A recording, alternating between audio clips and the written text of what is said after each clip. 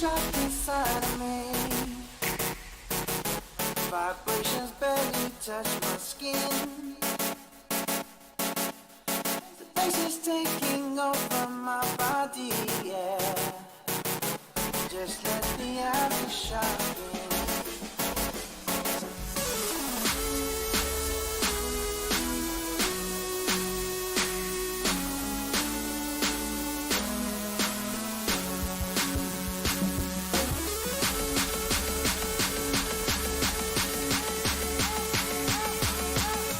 Let the aftershock in.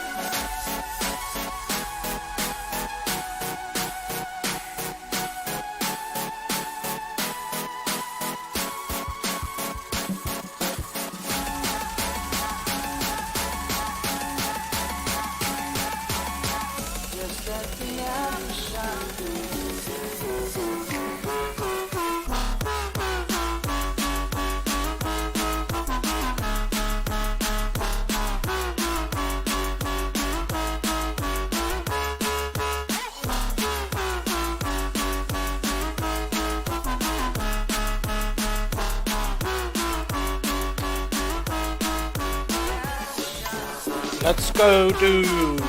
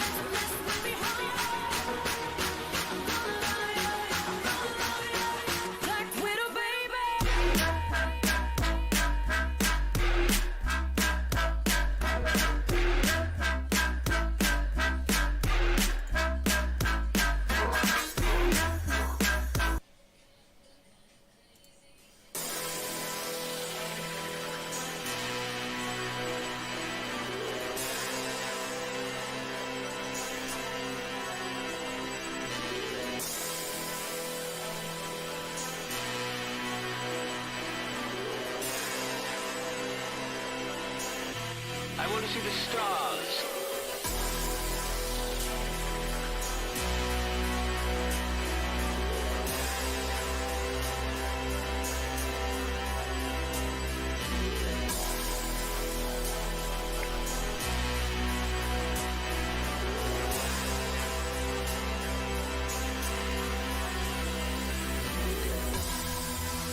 about 3,000 people. We hope they'll survive. Tomorrow there will be an eclipse so that the planet will become dark. And then, the end of civilization.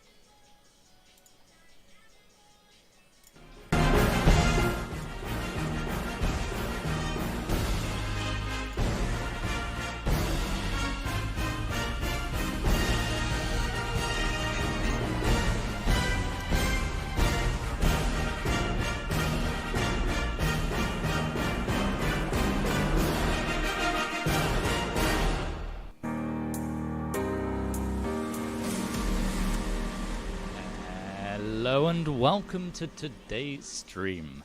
So, the eagle-eared among you, I guess, will notice that I'm using a slightly different microphone today. Long story short, I noticed that it was making some strange buzzing last stream, so switched it out. Also, my mic stand is not attached to my table that I've got at the moment, so my mic is taped to a Pringles can, so apologies for the lower audio quality of today's video. Well, obviously I'll find out at the end how it comes out. Hopefully it's okay. Obviously those in chat can let me know if there's any level issues as we're going along.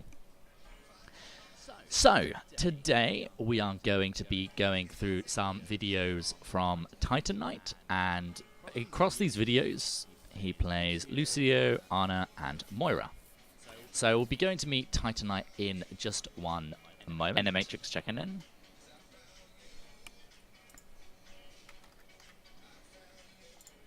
Hello. Hello. Hello. So, yes, we made sounds fine. Excellent. So that's all good. Right. So I've got the 3 videos loaded up here.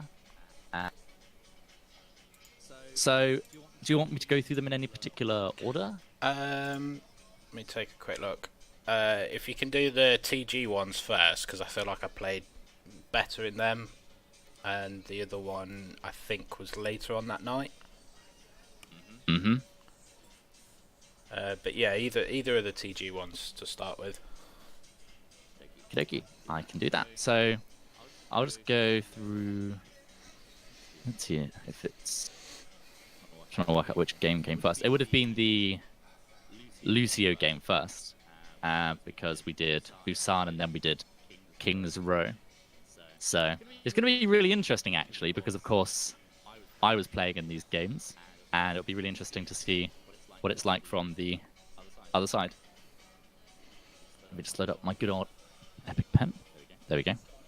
So there is me. So yes, it'll be very interesting to see the comms and the what was going on kind of your side.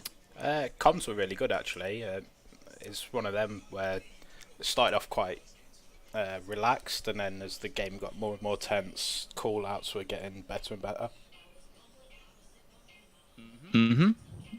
Okay. So yeah, I look forward to it. And so, what would you like me to particularly focus on today? Is it positioning, ability usage, ult usage? Is there any particular area you want me to look at? Anything really. I'm just stuck in that 2700 to 3000 zone that I just can't break out of, and as much as I'd like to say it's not me, it probably is me. And if there's anything that I'm consistently doing wrong, then I'm sure someone else will be able to pick it up better than I can reviewing myself. Yeah, so I myself have played. I have 4 accounts and played different roles on them. And my support account made it to 1 game from GM.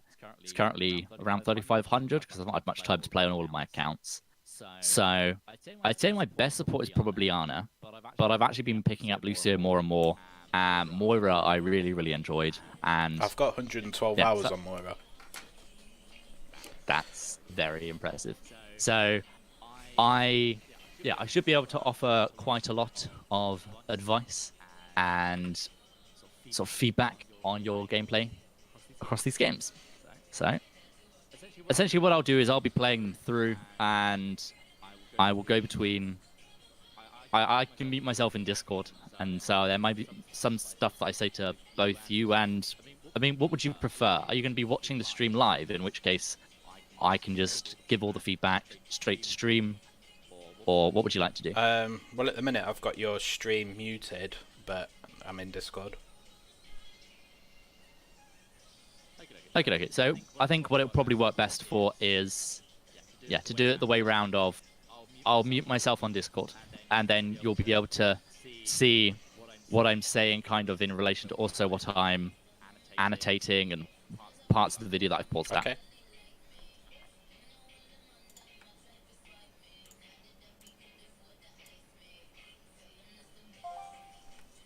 What I'm saying kind of in relation to also what I'm annotating and parts of the video that I've paused out. Okay. Okie Let yourself down now. I'm not Yeah, there's a bit of banter going on in the beginning.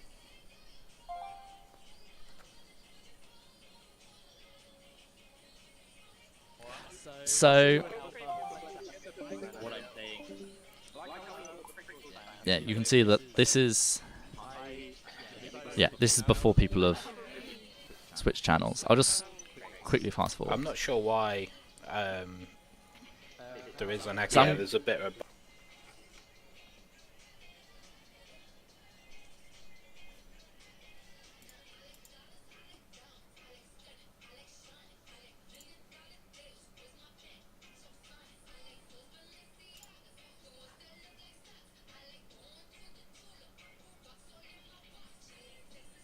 banter going on in the beginning. So, I'll just give a listen to comms. we know give us some sort of really good crisps.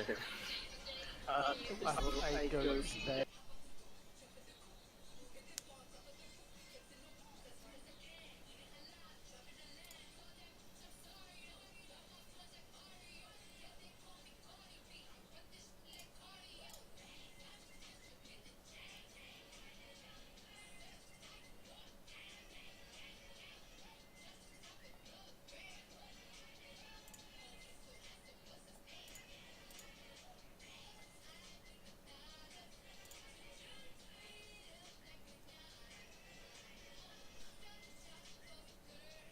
He's managing the E cooldowns.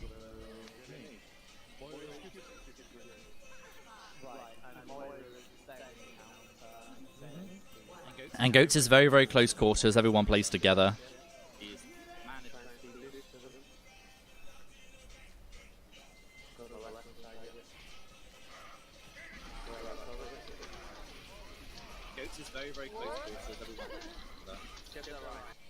Wait a second. Am I hearing myself from another place? I'll mute myself as well.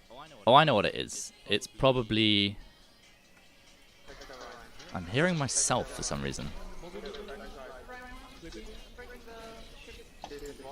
So this first engagement was taken very well. Mute myself as well. The mistake that was made there is they should have disengaged.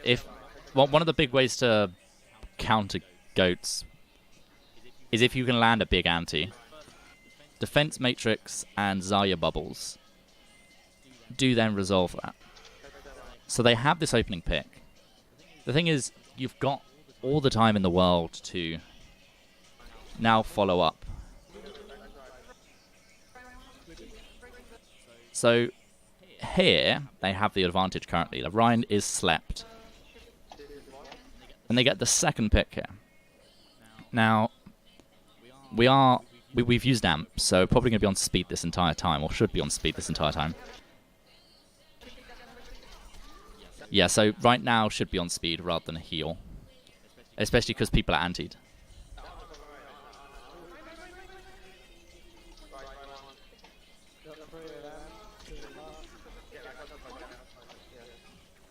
And again, should be on speed here.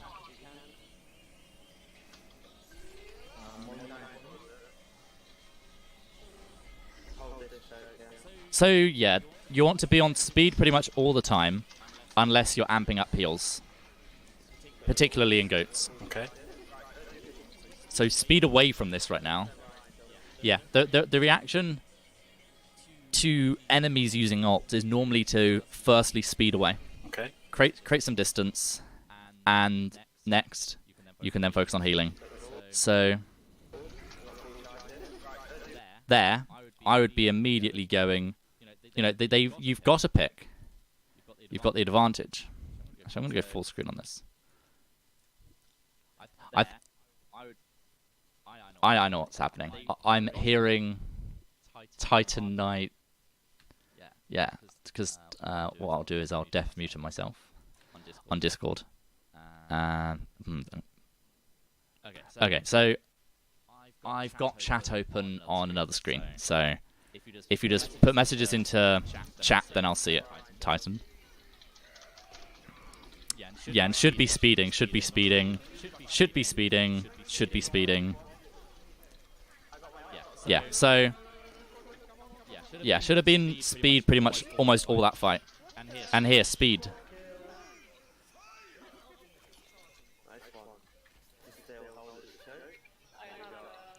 Lucio's heal, not amped up, doesn't really do much, especially for triple tank. Amped up heals is like a mini Valkyrie for a few seconds.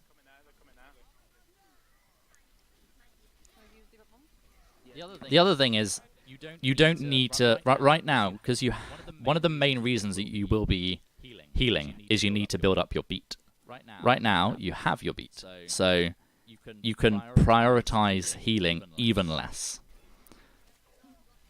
You can just stay on speed, stay on speed. Yeah, stay on speed. Yeah. So that's the big thing that I'm noticing is using of speed boost. All this time you should be on speed. All of this time. Yeah. So that entire fight you should have been on speed. And if people then fall low, you can then switch over to heals and amp up heals. Your default needs to be speed boost. Right now, you don't need to heal up your team. What you're actually doing, right now is because you have beat, you don't need to be getting any of this ult charge. What you should be doing is, because it's now outside of a fight, you know, these people are still respawning.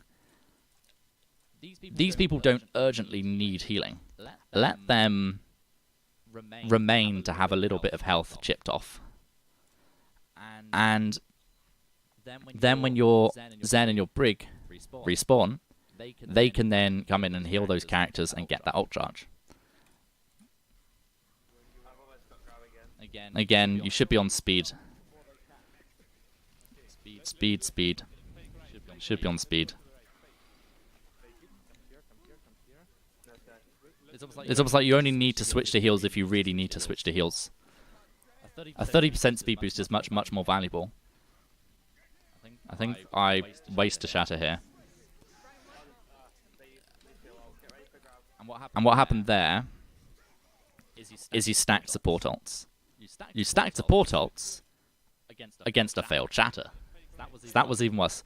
So something important to do is to speak with your team and decide what ults you're using in response to what. Are we saving beat for their grab, and we're saving trance for one of their offensive ults? So speak with your second support or third support, and essentially what you want to do is create a flowchart of, if action A happens, we do action A1, and if B happens, we do B1. You want to say, I'll do this in response to this, and this in response to this. And in my competitive games, I will say I will only use beat in response to grav. And no matter what, I will not use beat. If they use blade, our Zen knows that they can go for the trance, and that I will not beat.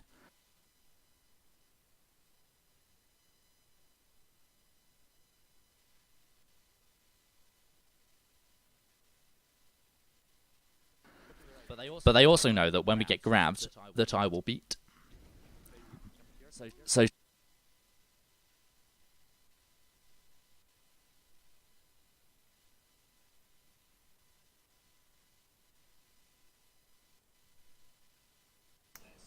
This fucking stuff. speak with your second support, third support.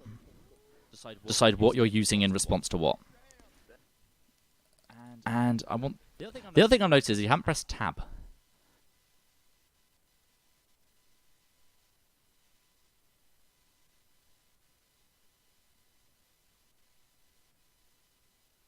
Press tab, and what you have.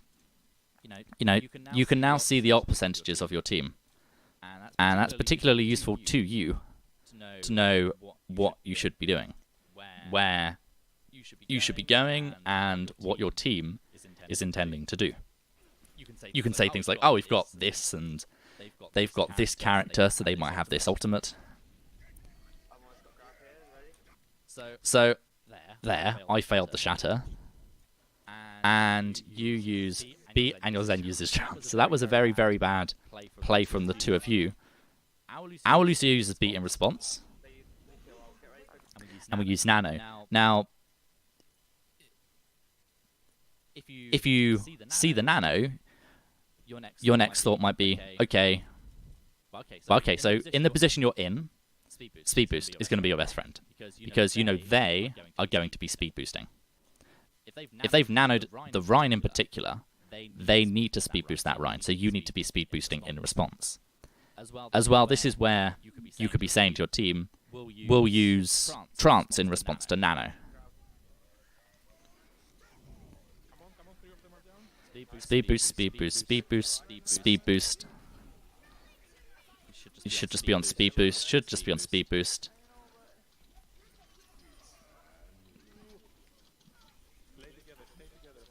Good. I was thinking that you're in a position where you can finish off that target.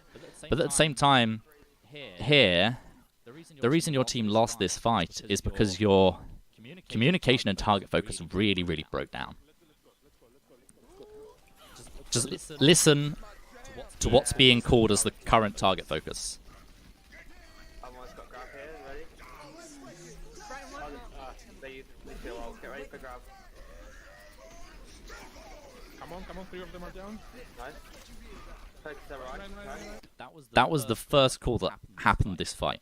So Rhine 1 came earlier, and then Rhine came again just now. So communication and target focus is really important, particularly for you as a Lucio, because if someone says Rhine 1, your instinct is normally, right, we're going for speed boost because we're going to go and focus down that target. Again, the target focus again is there's no calls, so this is why speed boost is really important to be your default.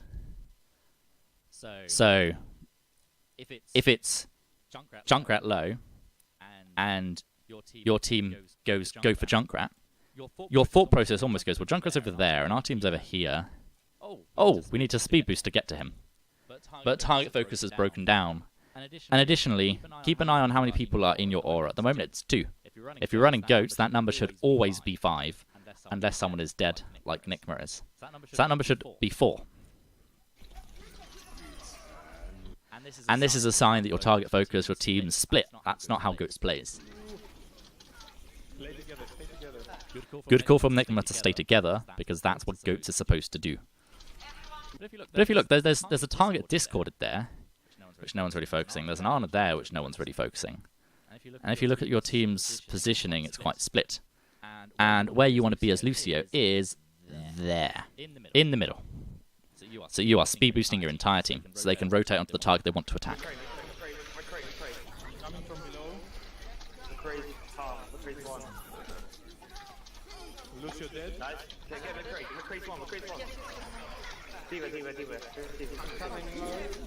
Coming up stairs now.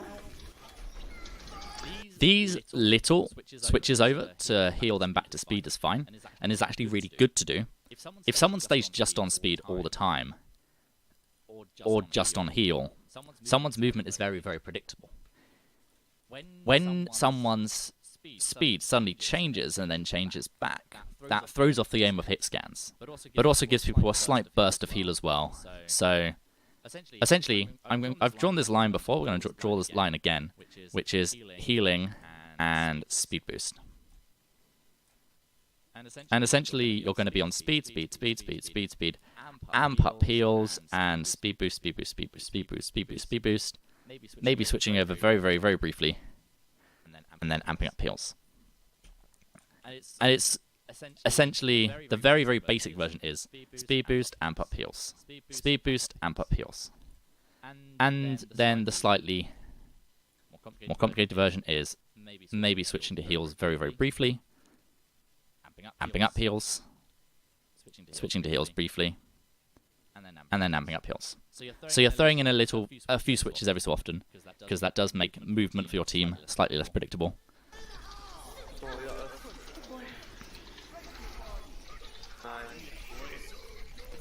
Enermatrix, low end discorded. Again, you should be on speed boost, because goats, you got Ryan, you got Brig, Zaidi, but everyone wants to be playing close quarters. And if you look,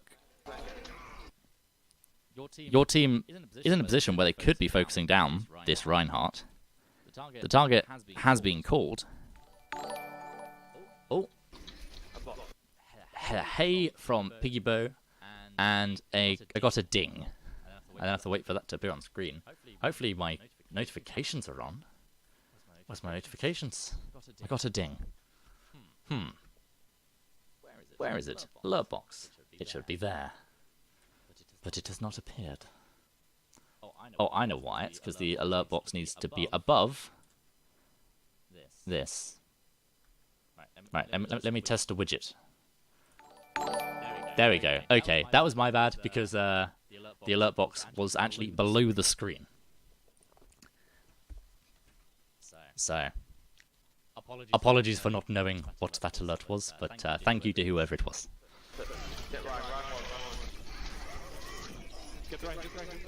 Should be on speed boost. Okay. Your Zen is using trance, which means that your healing is basically nullified. When your Zen uses trance, just you want to be on speed boost 100% of the time, because there is no reason for you to be on heal. Your team is getting 300 healing per second. Giving them an extra 14 also is not going to do much. So, speed boost exclusively during trance.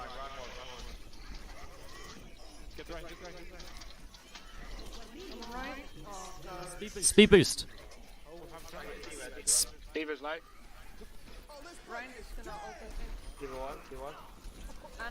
So you've stacked both support ults, so you need to win this fight now.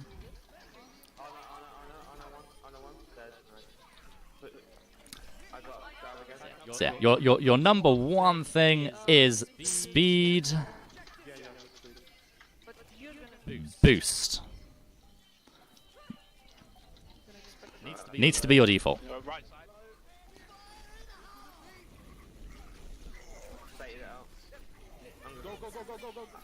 side. Yeah, you're on healing way too much. Speed. Oh, you're coming up on your amp, so you can amp up heals. Amp up heals. And then speed. Speed.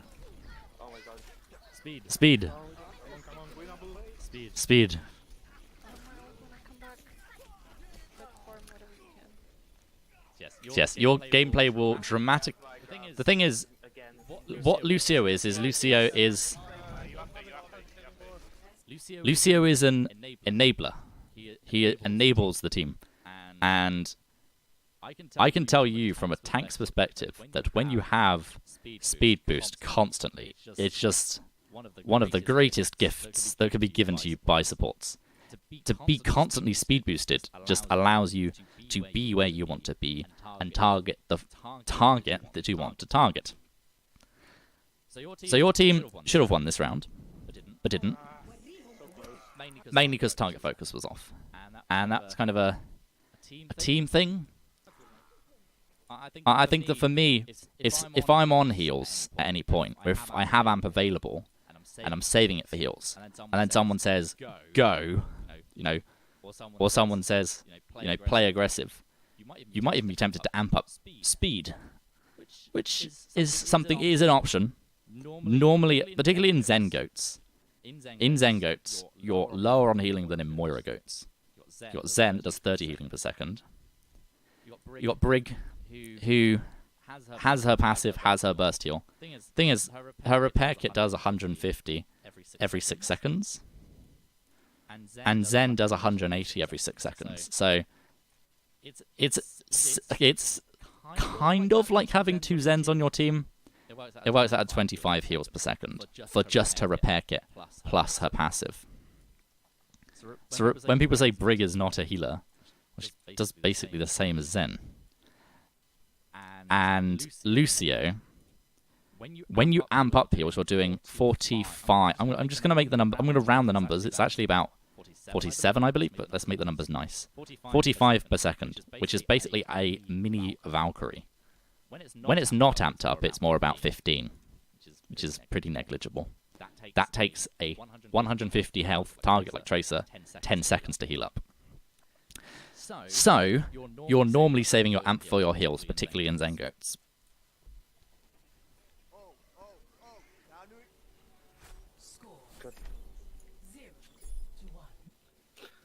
Let's see what your what does your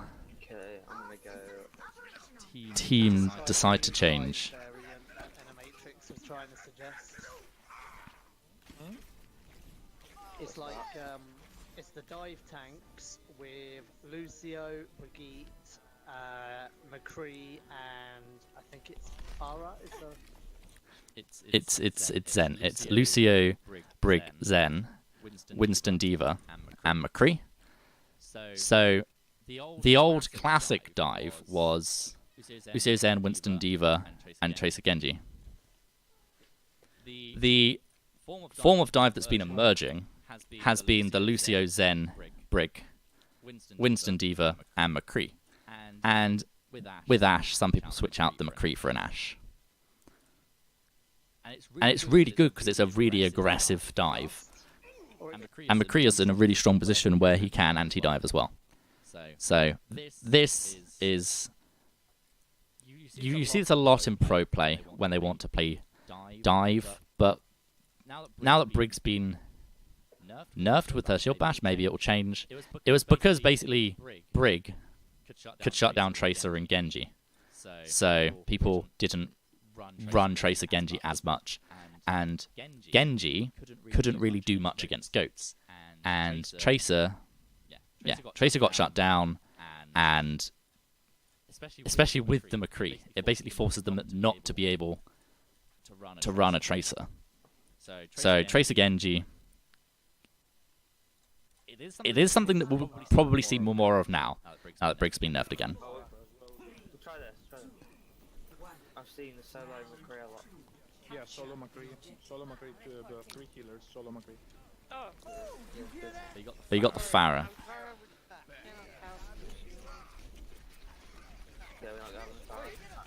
I need to do that. Yeah, definitely need to be speeding a lot more here. Yeah, McCree one. Good. You've got to pick.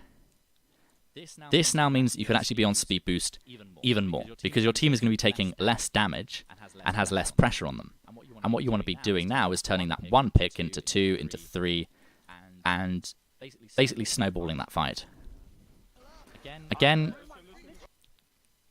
you've not got too many people in your aura at the moment. The really good thing about If Lucio, Brig, Zen, and McCree all stay together, you can't dive that. There's just something that you cannot dive. So, if you look right now, you're in a bit of a dangerous position. Diva, Lucio, Ana, Ryan. So you're playing very aggressively on the Lucio. Where is he? You could be looking to get an environmental kill if you wanted. You're focusing the enemy Rhine far too much. Diva, focus Diva, focus Diva.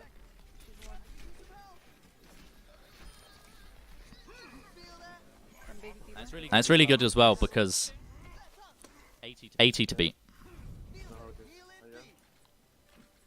Winston, peek back so I can heal you.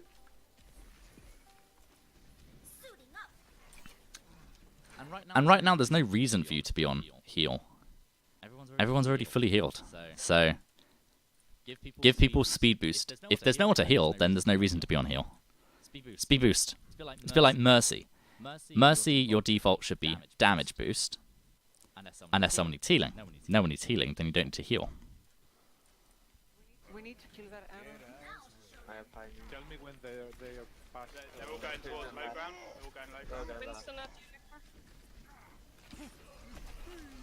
The other thing is, again, you have not pressed tab. Our team just switched composition. So it went Winston, Diva, McCree, Soldier. I called for the double hit scan because at high level play, yeah, one Widow will just click head, click head, click head. However, since we are the intro squad and have a mixture of people, I picked 2 hit scans to make it easier, less pressure on each individual player to perform exceptionally. They can work together. By pressing tab, you would have seen that the enemy changed composition, but also would see what your team has, in terms of ults and progress. So press tab more often. And your McCree drifted way too far from the team. And again, your response, if someone is in danger, your response should be to speed boost them away, rather than try and heal them through it. Yeah, there's an echo on the video. Now, if they dive onto a target like your Ana, speed boost your Ana away. Don't try and just heal your Ana through the damage. You want to because most of the time, if it's a Winston Diva, close proximity heroes, if you distance, that lowers the damage they're taking. So if someone is taking 200 damage per second, you're healing them for 50 a second. That's lowered their damage they're taking by 50. However, if you speed someone out of range of a Winston, they're taking 60 less damage because the Winston's not touching them. You can see how you can achieve kind of the same thing by changing the distance at which people are. I'm going on point. Play on point. Play on point. Good call to play on point. You want to be... Right now, you're 2 players down. So you go into stall mode. How much percentage can we rinse out of this fight? Probably not over-investing.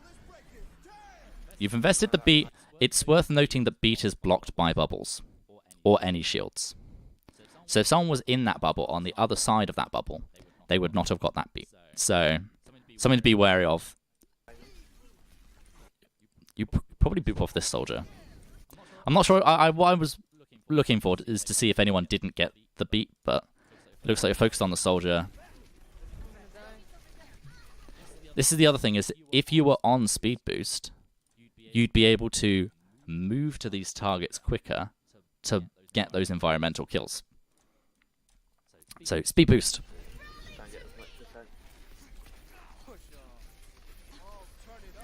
Stay on point. You want to... Okay, so if you're stalling, you're going to lose this fight. That is a given. But you want to make sure that everyone is fighting and dying on point so you can buy as much percentage as possible. So I want to see you not giving away the point for free. I got Lucio. D1, mate. I got killed. I'm gonna And yeah, so you were going to die anyway. So you coming off the point there didn't achieve anything. You died anyway. Oh, it's a ding. Maya Arcana is now following. Thank you very much, Maya. Thank you for following. We have double hit scan. What do you want me to switch to? Zen. Yeah. We need the healing. Okay. Oh, that's it, because I forgot to click the transition, only I saw the notification. Multitasking. Don't really understand this. I've been in Christmas mode for like the last 4 or 5 days. So it's like, how does stream, how does play game? I have Diva Bomb. Okay, let's initiate with that. I'm gonna jump on them. Dio Bomb is best used mid-fight, and here's something that's worth noting. If you boop someone up, you can kill them with the Diva Bomb. So you throw in Diva Bomb, and then you boop them up and they die. I do this a lot for friendly shatters, so you have your Reinhardt, and enemy Reinhardt, and both are standing there with their shields, and then if Lucio boops up one of the Reins, then your Rein can shatter. I do this a lot. It's quite aggressive as a play, but if you have a Zarya who can bubble you, it's similar to the Brig Bash shatter combo, but it's just Lucio boop combo. So, essentially what I am alluding to is you want to be making sure that you're getting value out of all of your abilities, really getting value out of your kit, getting value out of your amps, out of your crossfade, making sure you're on the right one, and your boops. So it's how to get... If you're getting more value out of your abilities, and everything else stays the same, you're having more of an impact. And you mentioned that you're stuck around 2700, 2800.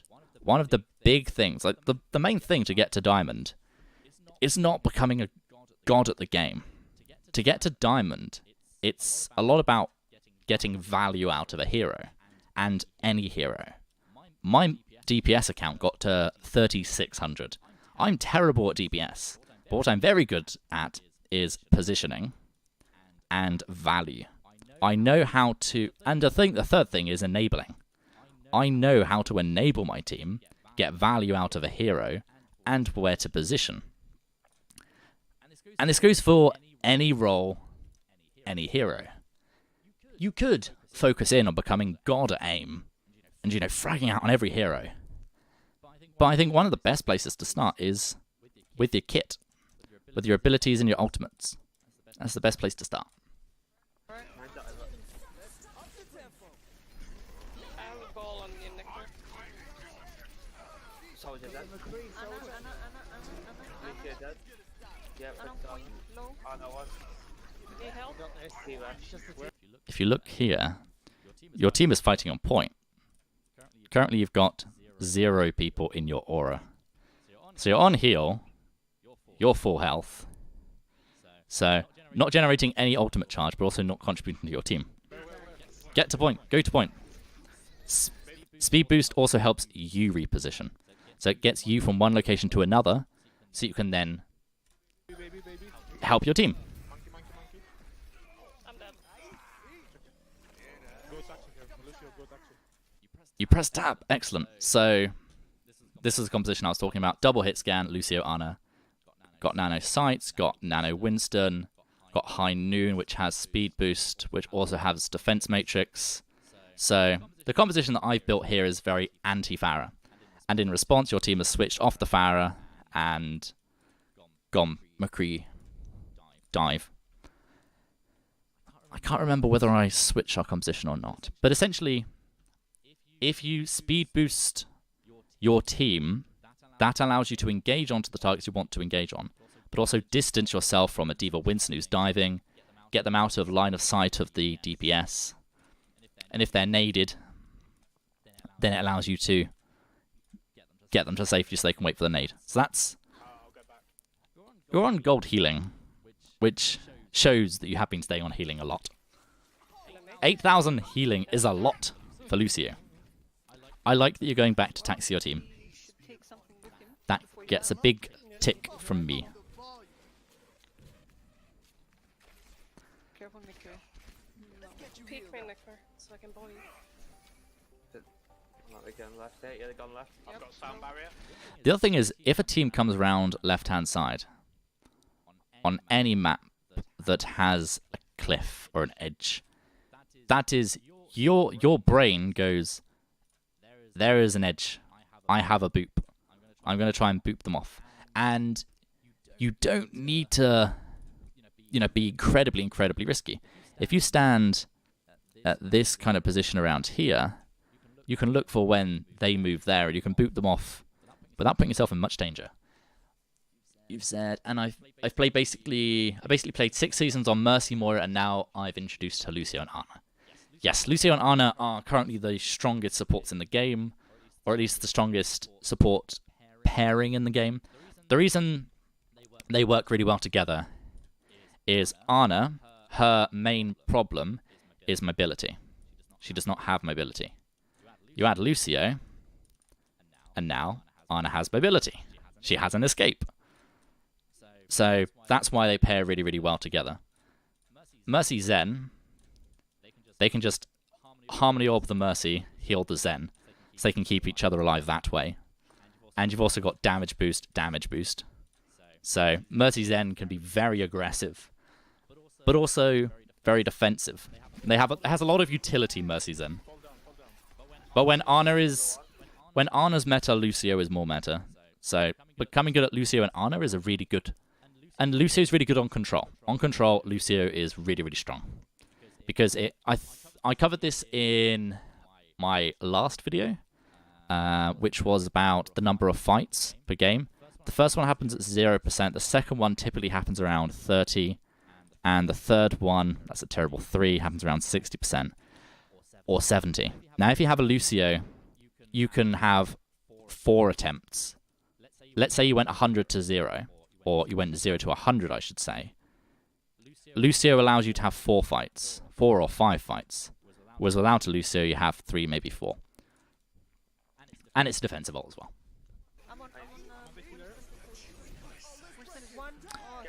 Very nice beat. And I don't know whether that was planned in your head. You were going, if they use sights, I'm going to beat. But a good beat to sustain. If you look at the capture percentage, this is the final fight. This is the final fight. So your team wants to win this. Pick onto the Winston. Winston's traded. Boot the soldier off the edge. He died anyway. McCree is a danger, as he can flash fan the hammer and kill you, and you win that round. So powerful now. Mm-hmm. McCree is really strong. I bloody stunned him twice, flailed him. Skip ahead to the next round. Yeah, I'm coming. I've spent a lot of time already on this first one. I want to make sure I get through all 3 videos for you. But this will be one of the last big pauses. So, as we go through the games, if stuff is repeated, then I'll just cover it more briefly. Essentially, when I first explain something, I tend to pause and go into a bit more detail. With repeated things, I'll probably just mention that you're still doing the thing. Where are they? I see them. Behind us is a monkey. That was okay. So Winston D.Va split. So this was a very split engagement from your team. I'm hearing a call for Winston so far. I have D.Va. It's because he forced me. Your team was very split. Very split. And additionally, yeah, if you play together, that's how you get value out of Lucio. At least I killed Bertari. Come back. I'm just getting started. Wait for your Winston. I can't come back, there's no steps there. But yeah, sorry, you were a bit too far away from my ball to reach you. Yeah, right. There's a statement like that. We need to not split up. Well, just keep in mind that they're gonna die on backline. Yeah. We need to stick together. Just right here. Monkey watch. Hand right. D.Va low. So typically, the team that wins the first fight wins the second because they have ult advantages. So you're not afraid to lose this fight if you do. I had 4 on my side. Because I Where's Anna? But you pull it back really nicely. Anna. I'm hearing a call for Ana. Baby D.Va down. No. Anna. The Ana still hasn't died. So again, target focus. Target focus is the big thing. And as Lucio, what you can do is force people to focus the target that is being called. If you go towards the target that is being called, then your team will either be enabled if they're going for that target, which is positive reinforcement, excellent, or they're going, the Lucio, all of our team's over there and I'm over here. Maybe I should go over there. So make sure that you're in a position where you're helping focus the target that is called, but also ferrying your team using speed boost to the target that is being called. Lucio disc. Oh, I killed him. Oh, I killed him. Yeah, but you know, I say his code and She said it. I got beats for next push. Yep, and again, you have ult, so you need to be... There's no reason for you to be on heal. Just be on speed. if I can. Oh, that's sorry. And yeah, again, right now you're denying ult charge to your team. Your Brig and your Zen could be getting ult charge, except you're stealing it all away with your healing aura.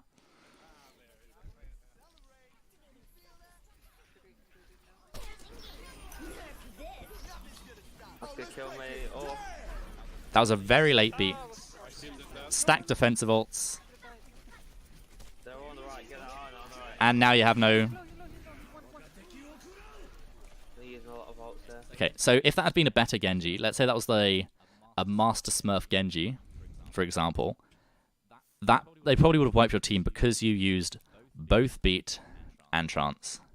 Again, you're stacking these defensive ults. You need to think about what you're using in response to what.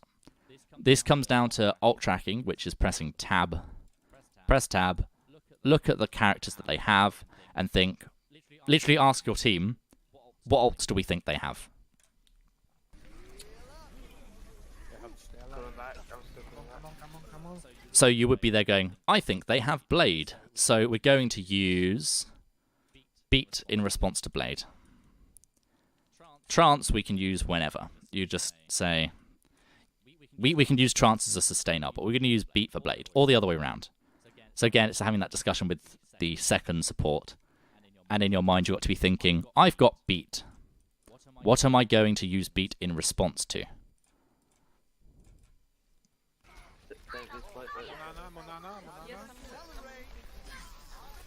Monkey load. Your team was antied. Your team was purple there. So you amped up heals to try and save them. You're still in control of points, so you can still stall this. Look at this. Your team is anti-naded. So the best thing you can do for them is speeding them out. And if they desperately need to get out, you can amp up speed. Amping up heals is going to do nothing because they're anti-healed. Monkey load. And again, it's Winston D.Va. It's Winston D.Va, so if you speed boost people away, they're not taking that damage.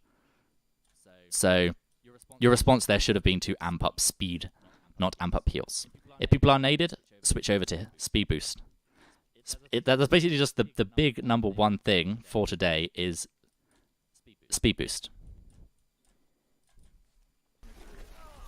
Maybe D.Va we can. Keep stalling point.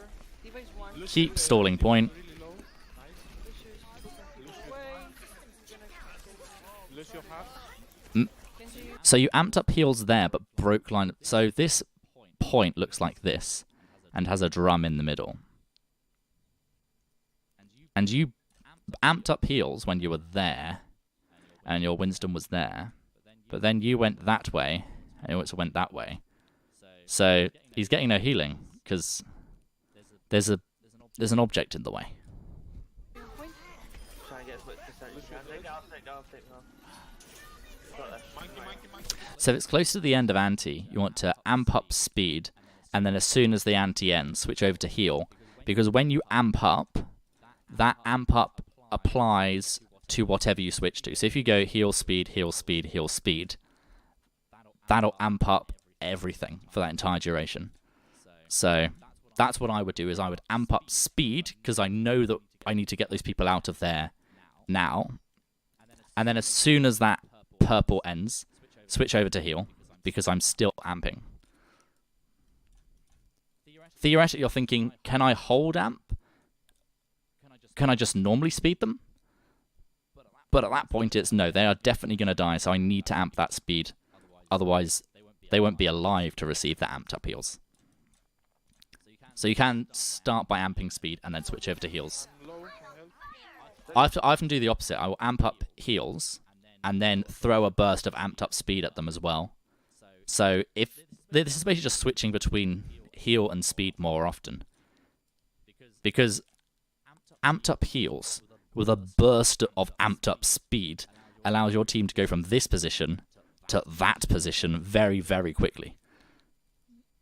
So it's more useful to get both amped up heals and amped up speed. Rather than just... I mean, if you really, really, really needed to, you could just amp up just heals. But it's worth taking the split second to just press left shift, just to give them a slight burst of speed as well. And the opposite applies. If they're antied, speed boost, unpurpled, switch over to heals. You can amp up heals here if you need to. Amp has a 12-second cooldown. 12 seconds. So if you're not going to need amp in the next 12 seconds, then you can amp. If it's outside of a fight and you want to try and farm up a beat, because in my head I'm thinking, blade? Do they have another blade? Question mark. Spoilers, I'm pretty sure whether it's this fight or next. One of the things I said to Brathari is he was very slow at farming blade. We had the nano, but we didn't have blade. However, if we did, you want to make sure that you have beat or trance available, depending on which one you're going to use in response to the blade. 5 volts almost. Yeah, I've nearly got sound barrier again. Hey, cheers, Reedy. Thanks for the follow. Shots and I have trance. I'm only running on one That screen. was very nice. I hit him too. So that buys you an extra push. And yeah, I think that means that the next one's going to be last fight. Something you can do as well. Let's say they use Nanoblade. And both you and your Zen both ended up having 80% ult. And you're like, oh, if only we had an ult available. What you can do is deliberately have one person healing. And I do this a lot. If it's what support ult do we need for next fight? If our Mercy, for example, is 70% to Valk, and it's Valk.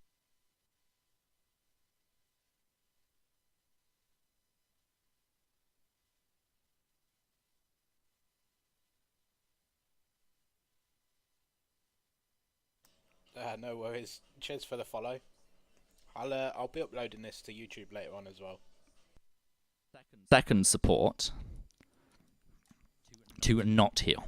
Don't heal. Let our Mercy get that Valk. They have on an offensive ult, and it might be the opposite. It might be Mercy, you already have your Valkyrie. Do not heal anyone. Zen is on 70% trance. We need that trance, so let Zen heal everyone.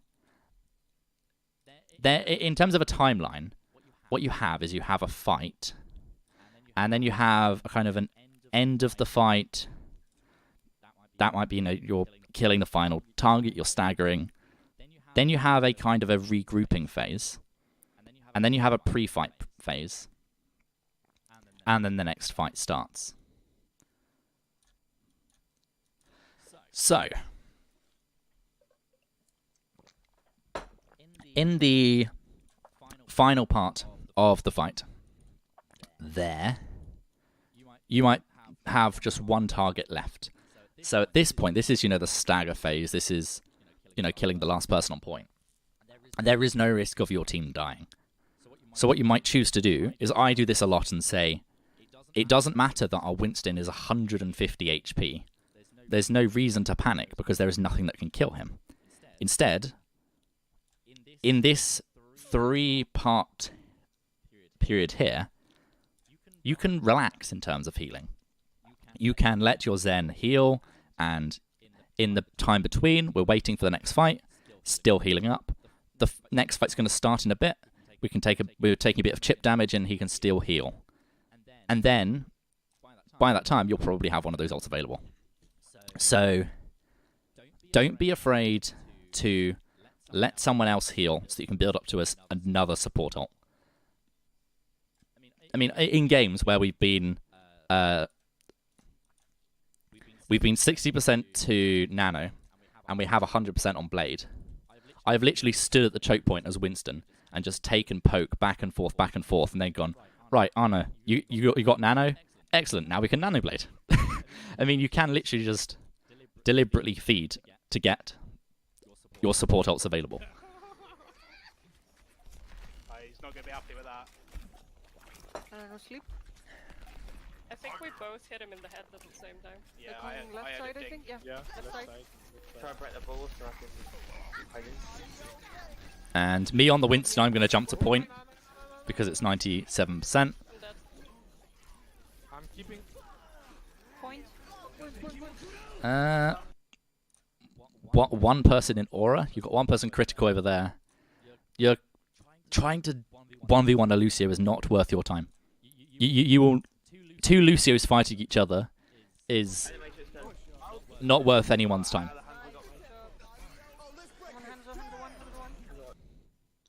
Use beat in response to not really anything. Your Zen is down, so you don't have trance for if they blade. You don't have trance if they blade. So if we did have Nanoblade available here, because the Zen is dead, you need to save this beat for that Nanoblade. Now, in this particular example, the Genji did not have Blade, because he was not as good at farming the Blade as we wanted him to be. But look here. You've demet the D.Va, you've killed the Winston. So there's no tanks available for the second team. You've lost your McCree, so it's 2 for 2, essentially.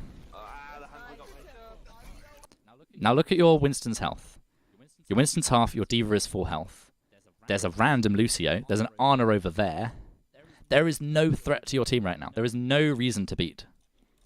No reason to beat. Someone does go critical, but you could have just stamped up heals. So what you're relying on now is... There's the Genji. I'll tell you at this point he was 85 to Blade. And your Winston's killed 2. So hopefully... Come on. Yeah, so they nanoed the Genji early. But he now has Blade available. And the Zen managed to kill the Genji. But yeah, in future circumstances, this is where the communication comes in. So that's the next thing I'm going to put down is communication, comms. And that's mainly just having that discussion of scenario A and what your response is. But it was a guarantee. It was to guarantee the win. Possibly. I've seen so many games where people have managed to turn it around, especially as you go up higher and higher in rank, is a nanoblade has the potential to wipe 4 or 5 players on a team. Nice. Can I trance now? Yes, you can. So that's the end of that game. I stunned him and hit him, and he kept getting away on one and getting back up somehow. I was like, no! Really nice D.Va. Okay, because yes, the big things from this game is speed boost and comms. Is just speak to your team and have the discussion of what ults have they got, what ults have we got, what are we going to do in response to what. I think the third thing is... I could just call it positioning. But it's more... It's more than that. It's about your aura. Your aura is 12 meters. So you want to be making sure that you're playing in a position where you're allowing that aura to affect as many people in your team as possible. So 5 is greater than 1. I'll just put that as a short version.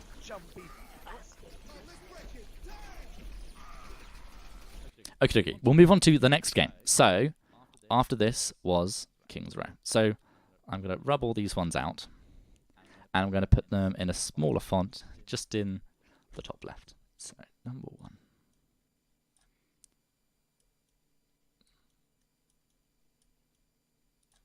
Speed boost. This is why I really need to get myself a tablet so I can actually write. Or I need to actually use my DPI shifting buttons. Speed boost.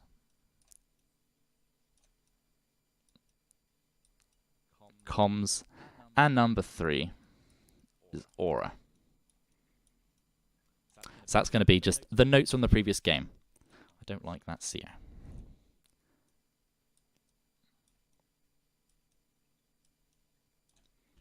That'll do. 3 eternities days. King's prepare to attack. Are we on attack first? I think so. We going? Is it dive? So Winston, Giva. They're probably gonna. They might even get a May here to try and stop the goat. So I'll tell you from our team's perspective. I was going. They must be going to run goats. King's Row first is one of the most goatsy points to goat. So I was very surprised when he pulled out the dive. And then are we doing the Lucio Brig and Zen again, or are we going for the main healer? Do we think they're gonna have a May? Yeah, Honor and Come on, let's bring it together.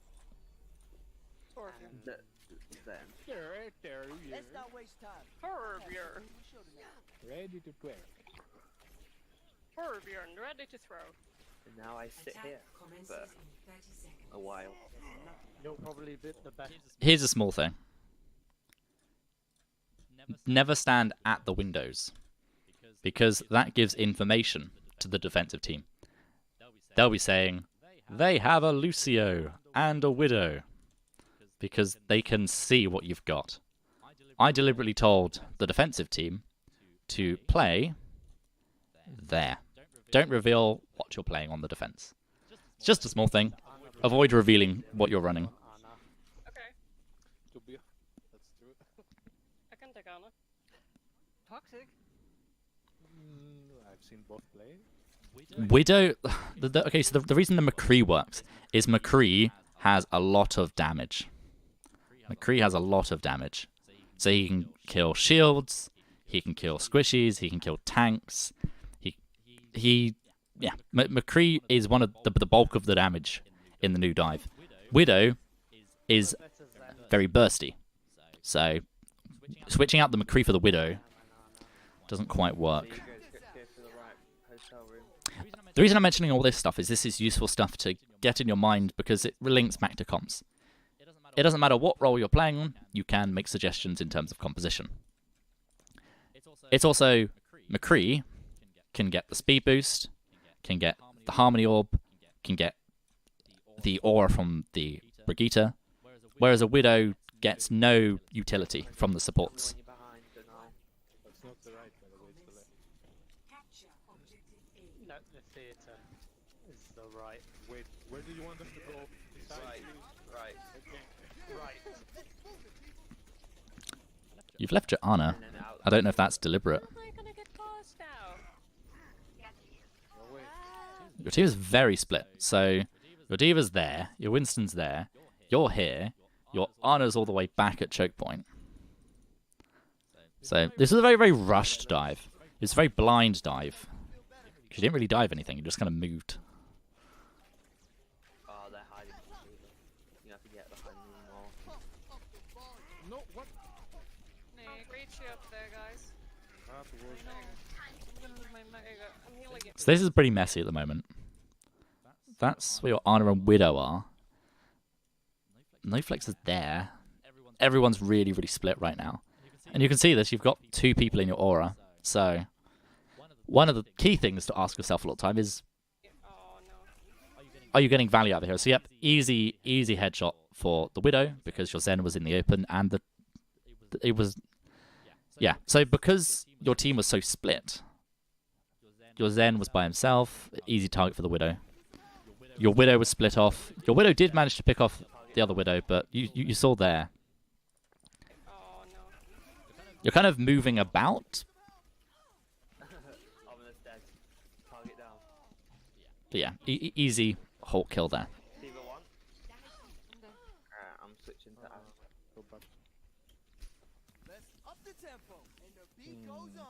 So this is just, again, communication, coordination. No, I was said right because You said right through the hotel. Okay, going through hotel is a terrible, terrible idea with dive. Hotel is where something like goats would go. It is a small enclosed area. Winston likes to jump around. If he is in a hotel, he has no escape. Winston does not want to be inside. He wants to be out in the open. Going through hotel is a bad rotation for your team. If you are going to go through, for whatever reason, so you also go against an Orisa, who just halt. Hanzo here was a bot. Come on. Are we gonna jump? Very... You dived the tanks. And, as you'll notice here, it says 0 because the shields block your aura. So your team going beyond the shield is not good for Lucio. Winston, easy kill, because Winston Zen. So diving in like that is not a great idea. Normally you want to dive a single target.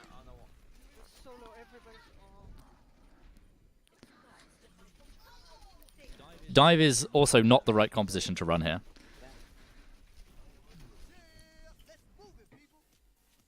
Or if you are going to run dive, dive the Widow.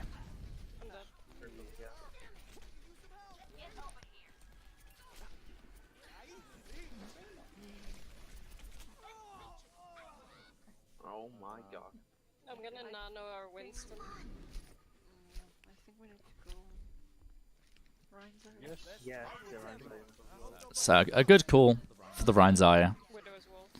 Again, it's useful for you as the Lucio player, or just support players, I think, are in a position where you can provide a lot of insight and wisdom to a team.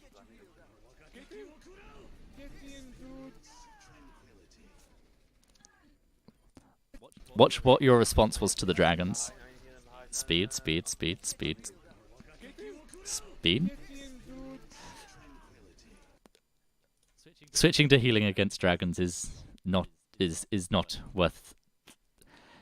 I mean, you probably know that, but speed away from dragons. You're not going to out heal dragons, especially since your Zen is using trance.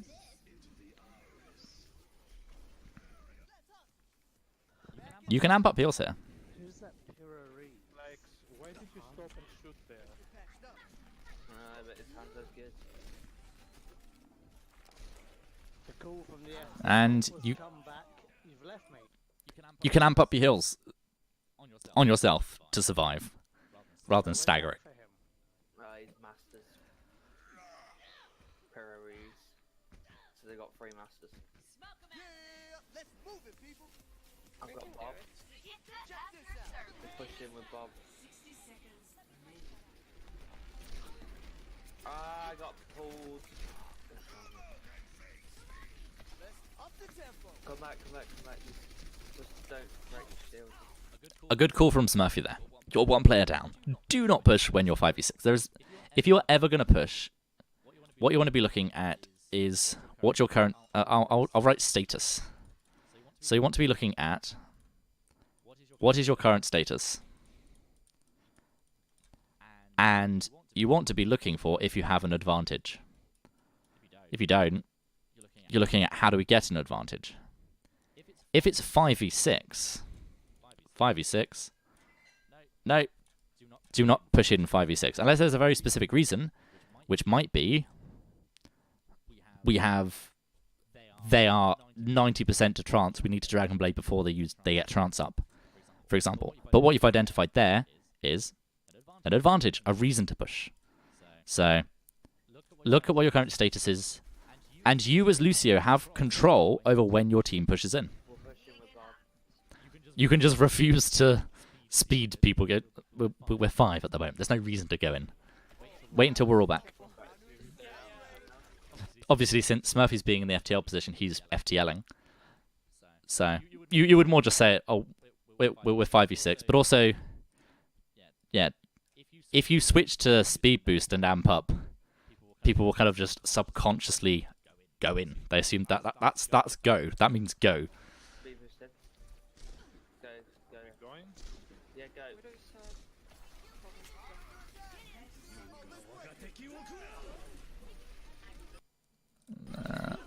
So yeah, your brig died because your beat was blocked by the shield.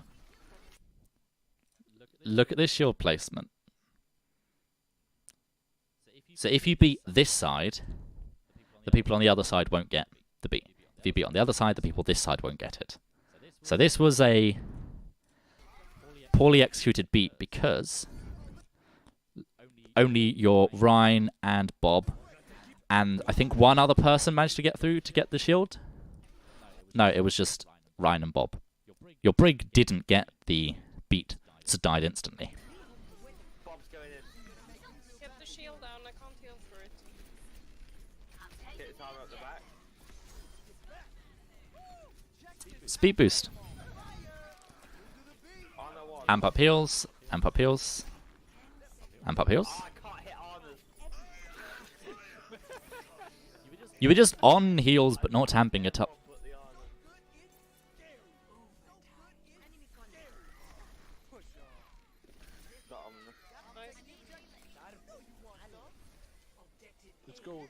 Okay, so what your team should be deciding is 5 going forwards, 1 on payload. Who's on payload duty? Normally I'd put the Lucio on payload. So that's what your team should be doing. You can also have your Lucio go forwards because he has the speed to allow your team to get some staggered kills. So that's personally what I would do. I actually like to have the Lucio go forwards so you can get those staggered kills. And then Lucio rotates back and swaps with the Ana. Because your team has that time, because you have that speed boost available, you can do that rotation. Especially on King's Row, because it takes a long time for the payload to come out.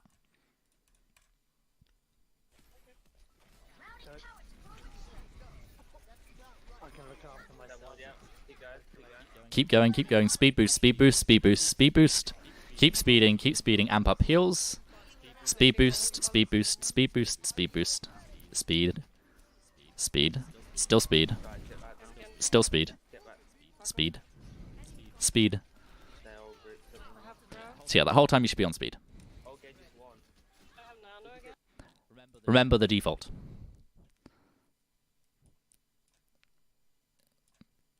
Amp up heals. Speed boost rest of the time. That is a very, very good baseline. The Zen stayed behind here. Ah, excellent. Oh, because you run Lucio, Zen, Ashe. No, Lucio, Zen, Ana with the Ashe. So that's even better. Zen staying payload is perfect.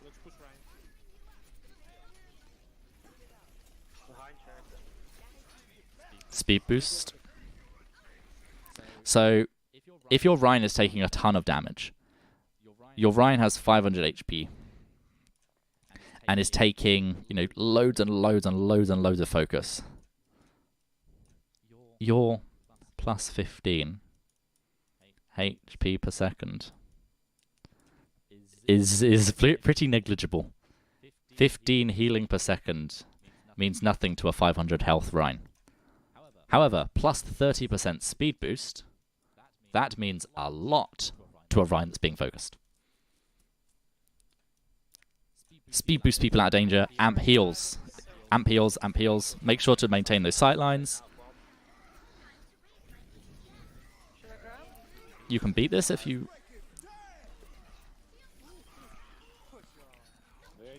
That was a nice beat. Speed boost.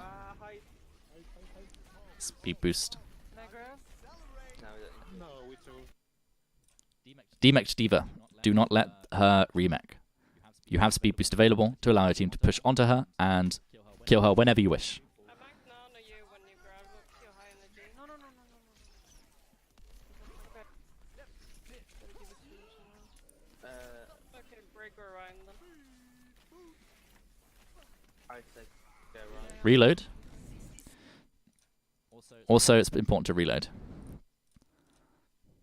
You want to make sure that you're starting fights with a full clip of ammunition, regardless of your hero. Genji really low. Two back up a pulse bomb. She's dead. You can go forwards as Lucio and play aggressive to finish off a kill. However, the disadvantages of that are pretty much your aura. That your team is not getting the amped up heals or the speed boost. So it's kind of the... Let's see, I'll try and draw a weight thing. You know, it's the extra DPS of the Lucio in the fight, or it's your aura. And if you're not getting value out of... You know, if you're in that room there, you're line of sighting your team. So you've got to decide, is that worth it for not healing or speed boosting 5 members of your team? Sometimes it is. Sometimes it's worth pursuing those kills, but something to bear in mind, that every second that you're far away from your team or far behind, you've got to be thinking in your mind, is this worth me not being with the team? What I'm currently doing.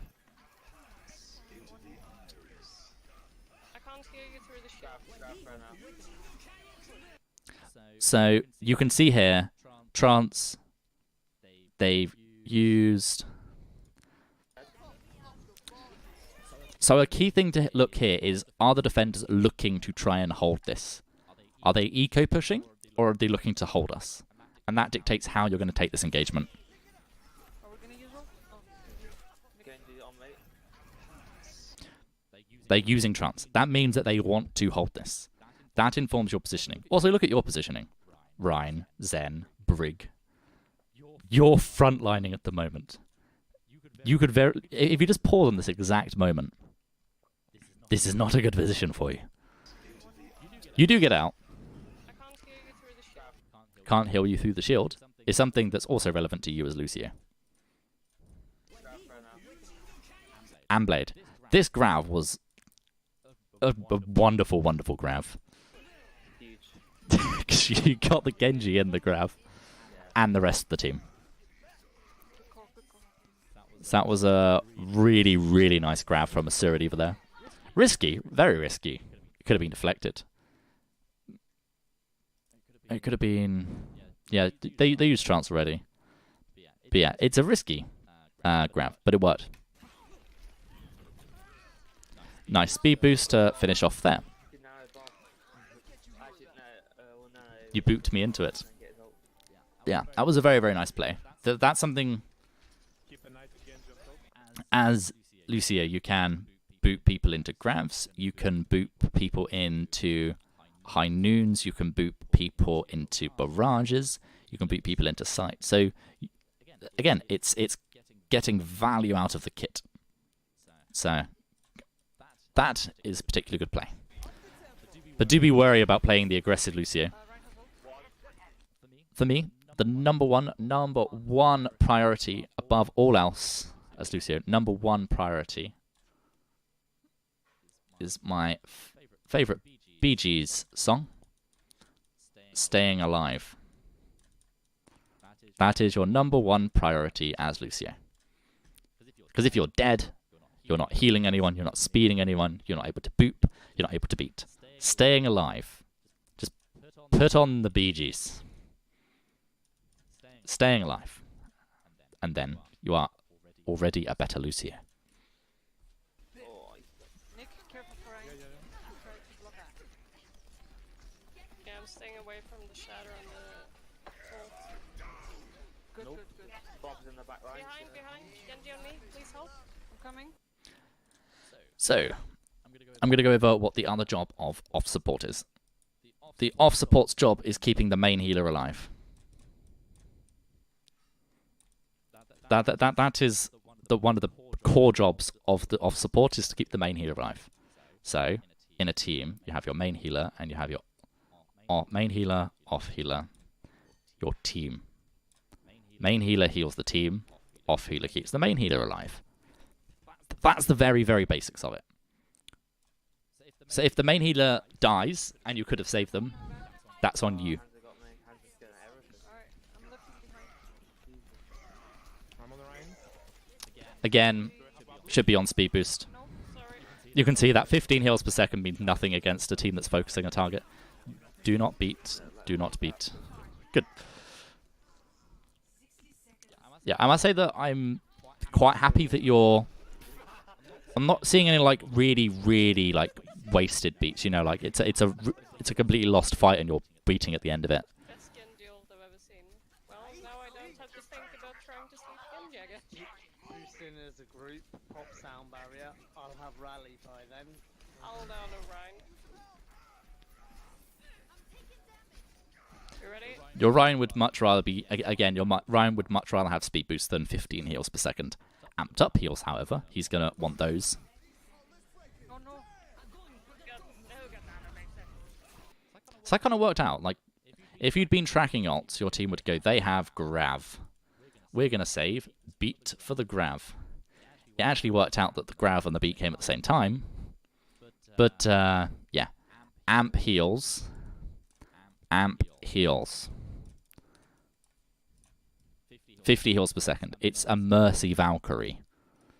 But Mercy's Valkyrie, it did get buffed. So Mercy's Valkyrie is now 60 heals per second. Lucio is 50 heals per second. But Mercy's healing normally is 50 heals per second. And you're giving that to all of your team with amped up heals. It's pretty huge. My shield broke. So that's a lost fight. Your team should be resetting. Your team is staggering rather than resetting. Surviving, but staggering.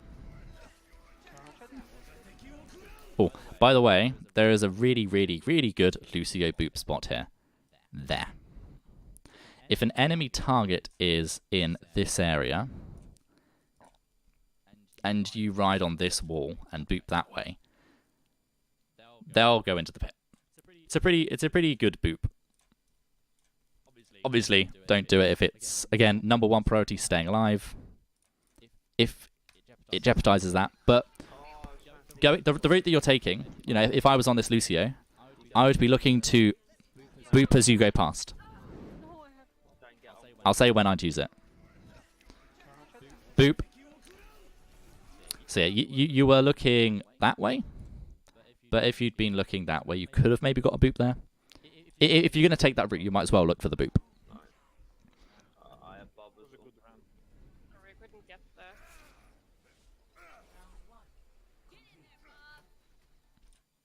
So round one complete. Actually, on Ana for the defense. So, Ana. Nade. Best. Okay, I'm going to go over the worst use of nade. Just to heal yourself. The second worst. This is worst. So, the worst is yourself. Second is self plus ally. Third is allies. Third is self plus enemy. So essentially, ideally you don't want to be having to use the nade on yourself, but if you have to, try and catch an ally or an enemy. The best uses of nade: number one, enemy plus ally. Which takes priority? Enemy. So if you land an anti, 6 players, 10 out of 10. Nade. That's a 10 out of 10 nade. Sleep darts, 12-second cooldown, I believe, so don't want to be wasting those sleeps. Your main job: number 1, keep the main tank alive. Number 2, keep the off tank alive. Number 3, keep the second healer alive. The Zen is better at healing DPS than you are at healing DPS. let's say you have 100% accuracy. Okay, yeah, it's pretty good for you to be healing DPS, but also hero balls. Okay, so 500 health, big hitbox, 200, small hitbox. So they're going to be taking less damage, little arrows, and thanks to be taking big damage. So Ana, you prioritize the tanks. Zen prioritizes the DPS. You know, if you thought the worst way to do it would be you healing the DPS and the Zen healing the tanks, that's another way to look at it. Defend objective A. Throw an aid at the Ryan's. Oh, it's worth mentioning that I will be going through... Actually, let's have a look at the next video.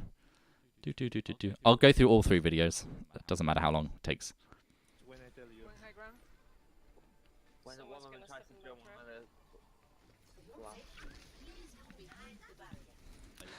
the This is a very failed jump the gap goats attempt coming up. Ryan is really low. Lucius dead. I need heal. So right now your team should be quite happy to give them all the space they want.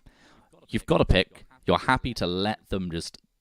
You'd rather give them space than have someone die.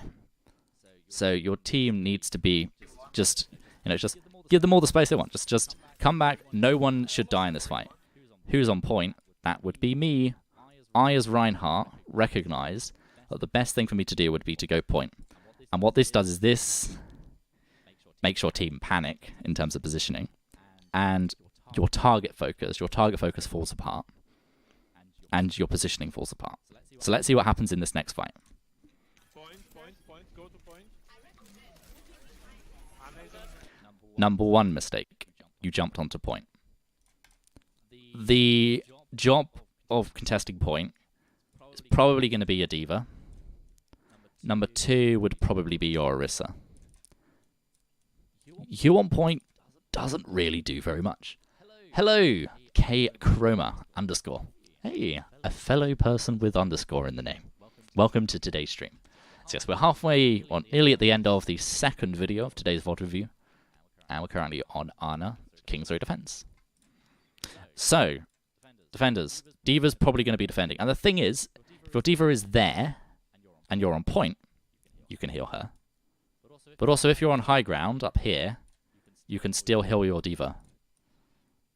The difference is, if you're on high ground, you're not going to die.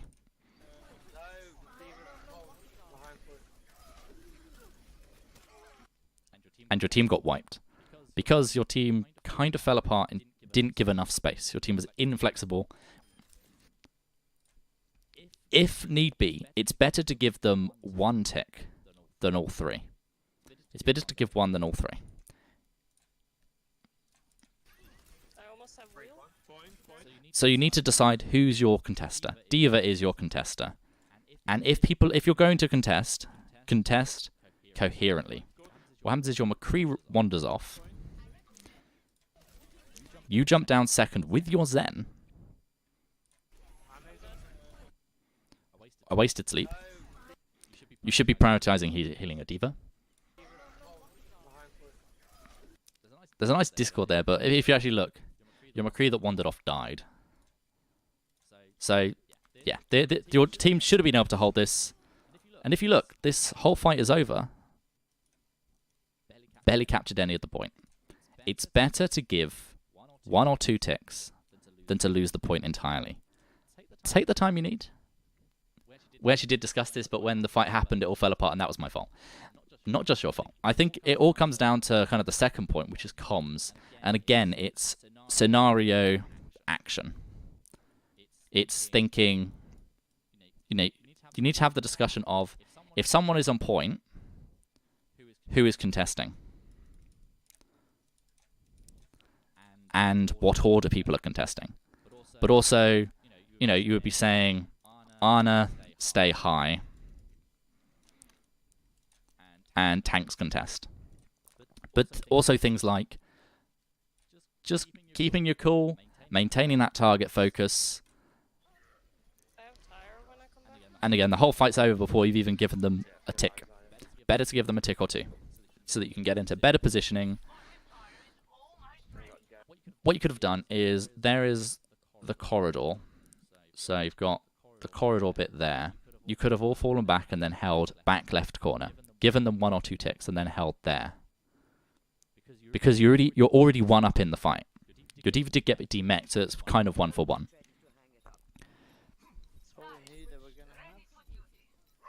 But that's one of the reasons why... Okay, that position is strong because you have the option to drop down to point. It's weak because people need to have a very good rotation to point.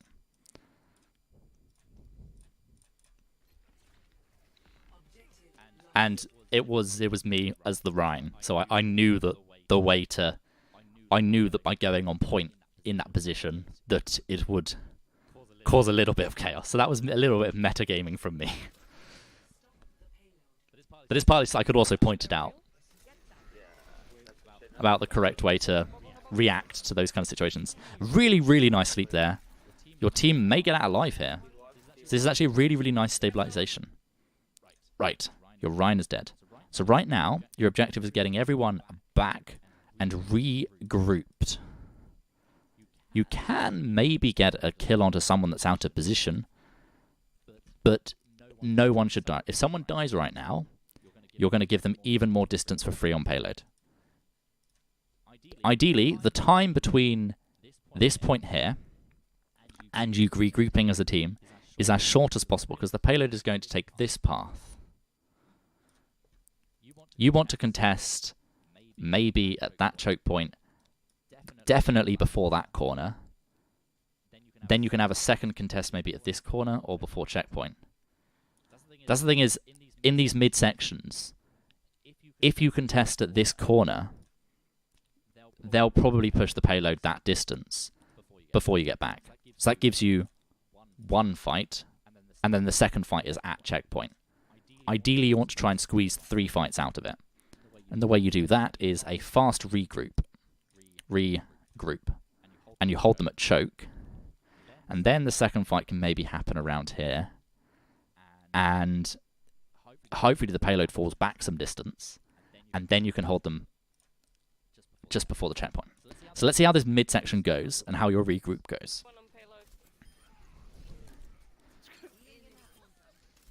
You get a pick onto the Diva, which is nice. Quite aggressive from the McCree. Nice healing so far. Your Junkrat does die, but you do get a pick onto the Rhine. I can see Siri took. So at this point, I actually said, Diva, why are you not with the Rhine? So the mistake there was that our tank split up. But what you're doing is fine. But again, you have nano, so you don't need to be dealing any damage in particular. So all of this support ult charge is currently being wasted in a way. You know, your team has taken damage, but that's not having any benefit to you. The nano was forced because your team took the fight a bit too early. If you look here, Callum is currently doing nothing in the fight because he's waiting for the team to push around here. But this miscoordination, your team is holding them at this corner. So what's happening is your team is actually disabling your own team.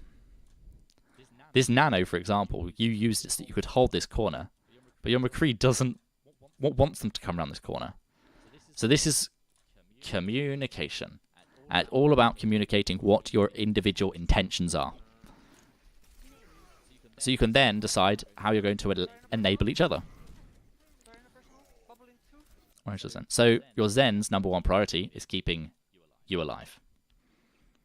Your job is keeping the rest of the team alive. So if you die here, you have trance. Don't be afraid to jump in that grav. There's a trance there. There is a very, very high charge Zarya there. So if you die here... Yeah. So what you should have done is jumped in that grav, which sounds counterintuitive, but what you're actually jumping into is the Transcendence.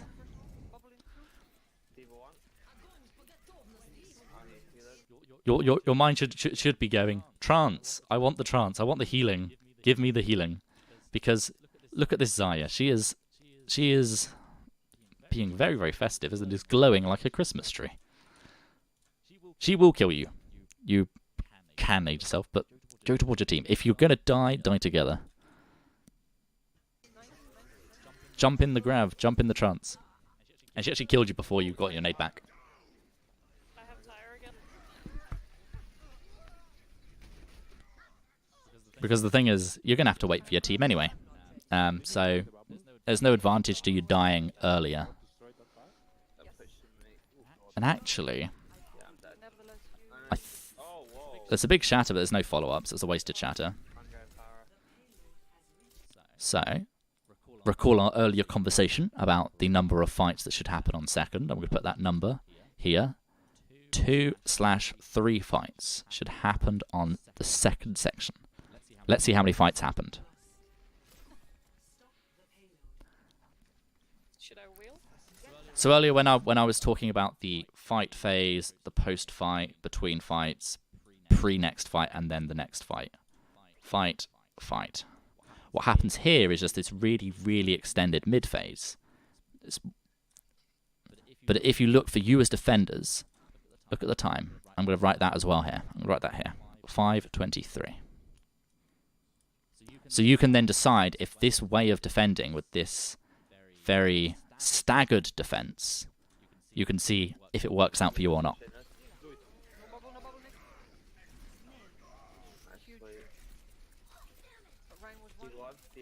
So We have no one on payload. that we might count as the first fight. There you go. That's fight number 1. Both healers dead. If you look, the payload has. So now the payload's moving. So let's look for the regroup. Thanks for meeting me up. What the reason? Okay, so a team fight. One of the big significant things about a team fight is it's 6v6, and that means there's 6 players worth of ult charge to be gained. If it's a single pick and the push ends, so let's say a single character goes in, like your Zen dies, and then you just don't take the next fight. The enemy team has won the fight, but only gained 200 HP of ult charge. Whereas if you have a really, really long and extended fight, that gives support ults to you, but you already have your support ults. So what's happening is actually the offensive team is just farming offensive ults from you. I'm halfway to tire again. So we had half a fight. And then there's this staggered fight. But if you look, I'm deliberately getting our tanks to play ahead of payload so that the payload is moving this entire fight. So this is a team fight. There you go. Team fight number 1. But look, the payload is now contested. This is still team fight number 1. I have tire again. Still team fight number 1. I have grab. Did you give me the bubble? We can combo when we get back. Got destroyed that fast? They're pushing me. Oh god.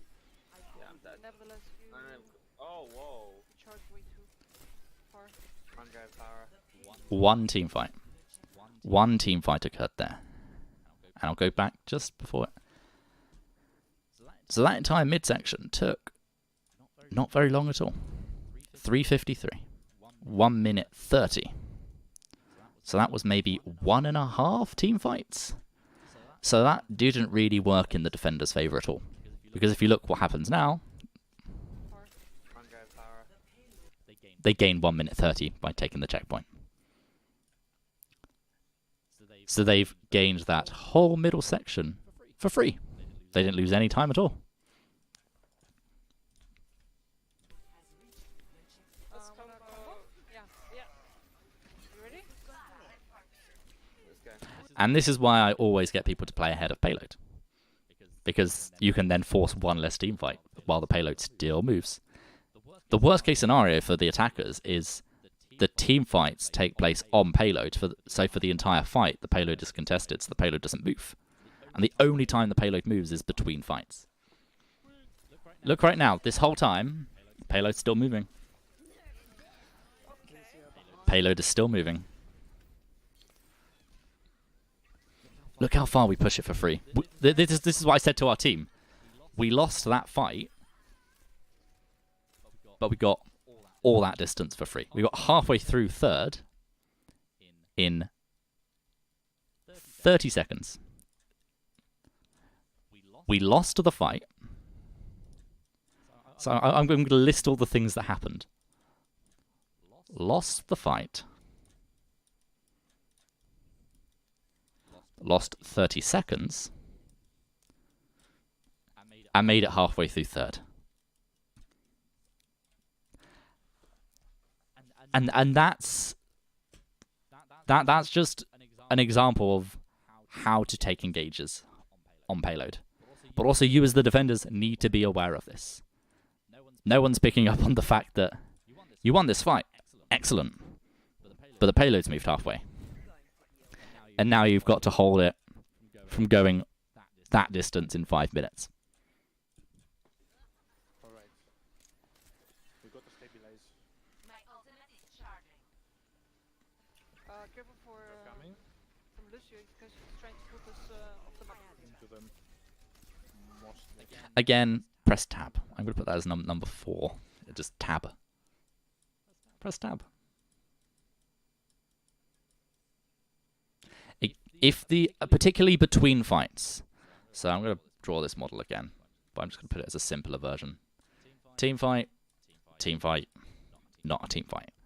This is where switches occur between team fights. One team wins, the other team gets wiped, and they might switch characters. So when you want to be pressing tab is between fights. Actually, I'll just keep that all up again. This, you could call it the mid phase, or you could call it the tab phase. That's when you want to be pressing tab. Because what you're doing is looking for switches, but also thinking, what ults are we going to use next fight? What ults do they have? What ults do we have? So this is why it's called pre-fight planning. Pre-fight planning, and the time you've got allotted is that time between one team fight and the next team fight.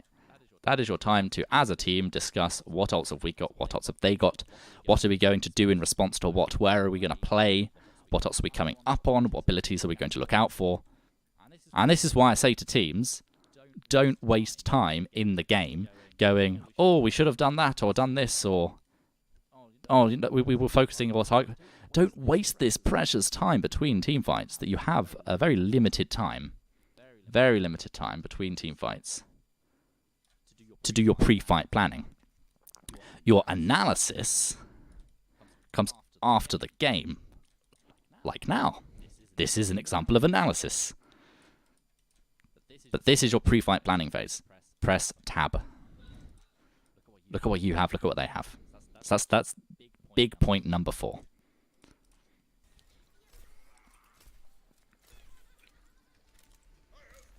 I almost have my ult here.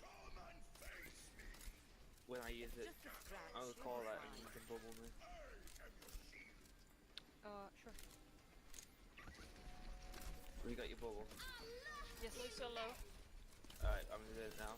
They've used rally. That means they're probably going to try and take this fight. You use rocket barrage, nice bubble. Your Zen should have a harmony orb on that Pharah. You should be getting ready to just press mouse 1 on that Pharah. You know they're going to focus that Pharah. Are you going to hard focus your Pharah right now? No, your Pharah dies. So, if a Pharah ever goes for a barrage, your team needs to put all your resources into that, because the other team's going to be putting all their resources into that Pharah as well. And I will literally stand there and not care about my accuracy stat. I'm just pressing mouse 1 on that Pharah. So as soon as she takes damage, she's getting healed up. I almost have my ult here. That communicates an intention to use the ult.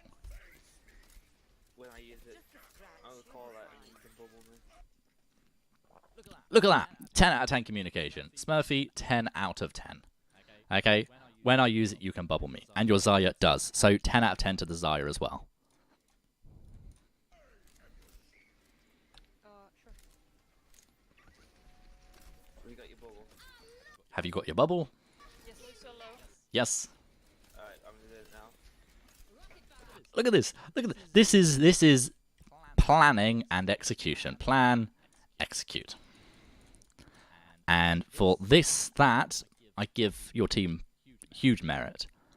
But what also needs to happen is not just that bubble. Harmony Orb. Healing. Everything needs to go onto that Pharah. And this is... If you were pressing tab, I could do it as an annotated, but I will do my own makeshift one. 1, 2, 3, 4, 5. And I've done this before, this is your Pharah, this is your Zarya, that's your Rhine, Ana, Zen, and you got Junkrat, I believe. So your Zarya goes, I can enable my Pharah with a bubble. Zen goes, I can enable the Pharah with a Harmony Orb. I can heal the Pharah. Junkrat goes, can I do anything? Maybe create space, put pressure. Ryan creates space, put pressure. Every single player on a team can support and enable every other player on that team. Whether it's with abilities, whether it's with your primary healing or damage, or creating space. All of your team needs to be focused and enabling. So your Zarya did great, but your Zen, your Ryan, your Junkrat could also be enabling this. The bubble runs out, and she's instantly melted.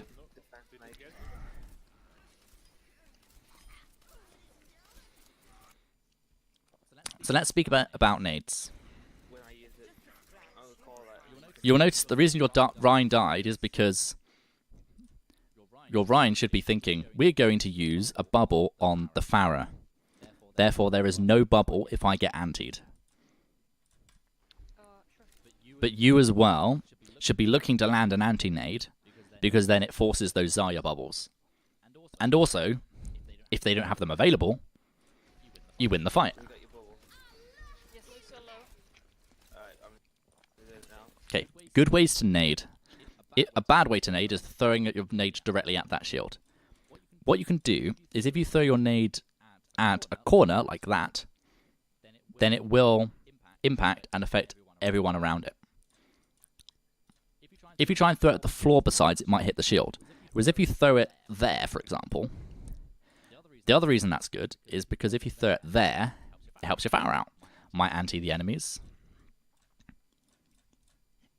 So let's see how you actually use your nade. A random sleep, and a kind of a random... It buffed your Rhine, but you remember earlier where we were talking about the best and the worst ways to use nade? One ally buff is not huge value out of the nade. Your Rhine ends up getting antied. The Zarya, of course, has no bubble available, and he dies. What you should be thinking now is, they've just used beat. We've lost this fight. So we're going to conserve our ults, we're going to reset, and we're going to take the next fight. Because if we stagger this fight, they'll probably just roll us.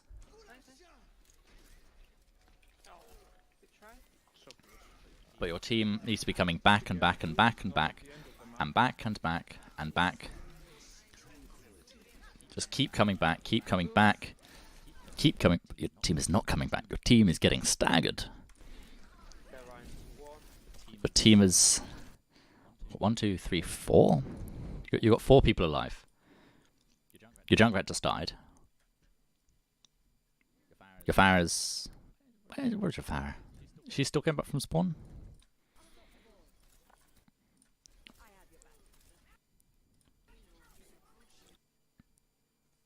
So right now you're taking... Remember earlier. Status. Advantage. Your team does not have an advantage. So your response should be, we're not taking this fight. But your team is. Your team is fighting all of these fights at a disadvantage. And that's why you're losing them. Not because any of you are individually bad. Not because the enemy team has like individually better players. But if you're fighting a 6v3, You know, if we took like 2 Overwatch League teams and put one team against 3 players of the other, they'd obviously win. Player advantage in Overwatch is huge. In CSGO, you can have very, very clutch plays by individual players. In Overwatch, player advantage, you could boil it down to SR as well. So let's say that everyone in your team is 3,000 SR. Your average SR is currently 3,000. Now, if you're only 5 players, that's 3,000. That's 15,000 plus 0 divided by 6. So what's your average SR? 2,500. But also 18,000. If you divide that by 5,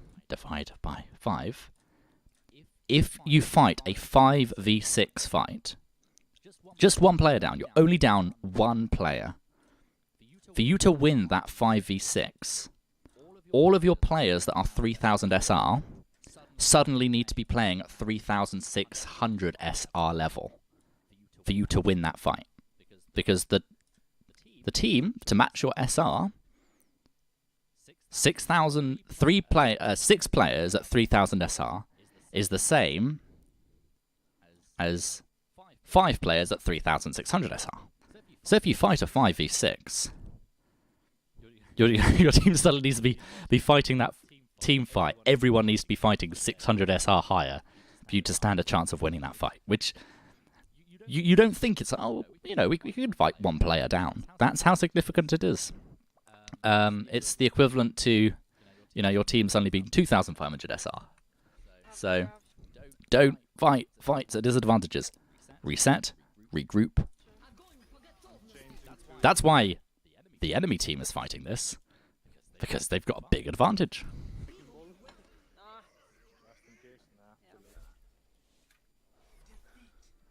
By the way, staying junk, it's just feeding Zarya. Okay. So that is a good observation.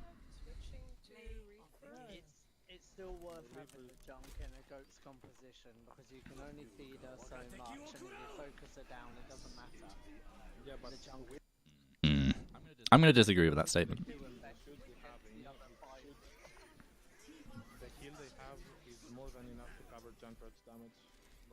So, my question is, why run Junkrat when you could run McCree?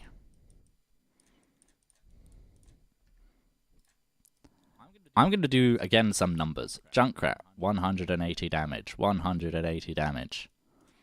Fan the Hammer does 330, now that it's been buffed. Fan the Hammer roll does 660. If you damage boost that, that's plus 30%, which is about 200 damage. 860 on a target. Why run Junkrat when you could run McCree? One of the reasons that people pick Hanzo over Junkrat is the ability to control how much damage you feed that Zarya. And McCree is even better at not feeding Zarya charge. So personally, I think Junkrat's a very niche pick, because he does a ton of damage, but it's a bad matchup against Zarya. McCree is pretty good. He has a stun, and he has a ton of damage, and he has an ult that, if he's protected, can just tear through all the enemy shields. Also, look what they're running. Goats. What counters goats? Not Junkrat. Not Reaper. Reaper does not counter goats at all. Because what's he going to shoot? A shield? Probably. He's either shooting a defense matrix, a bubble, or a shield. And you might be, oh, he's great against tanks. Well, if you try and focus the Zarya, the other 5 are going to focus the Reaper. If you focus any of the other tanks, the other 5 focus the Reaper. This is why Reaper is useless against goats. Just focus him down. He shoots 1 shot, 2 shot. His Wraith is forced, he disengages.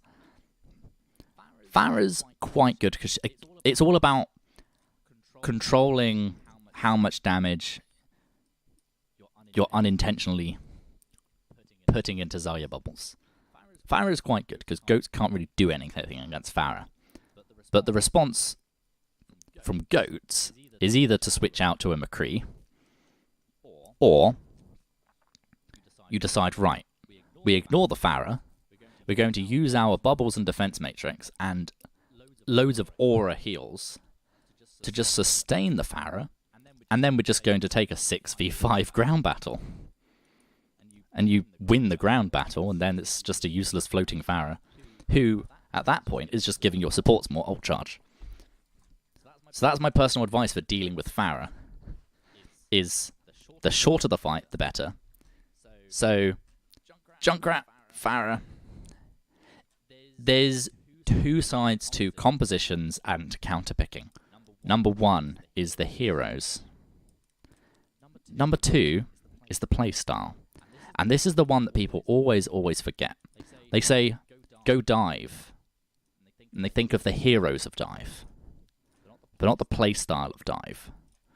You can run the heroes, but if you're not diving, then all you've got is the dive heroes, but not actually playing dive.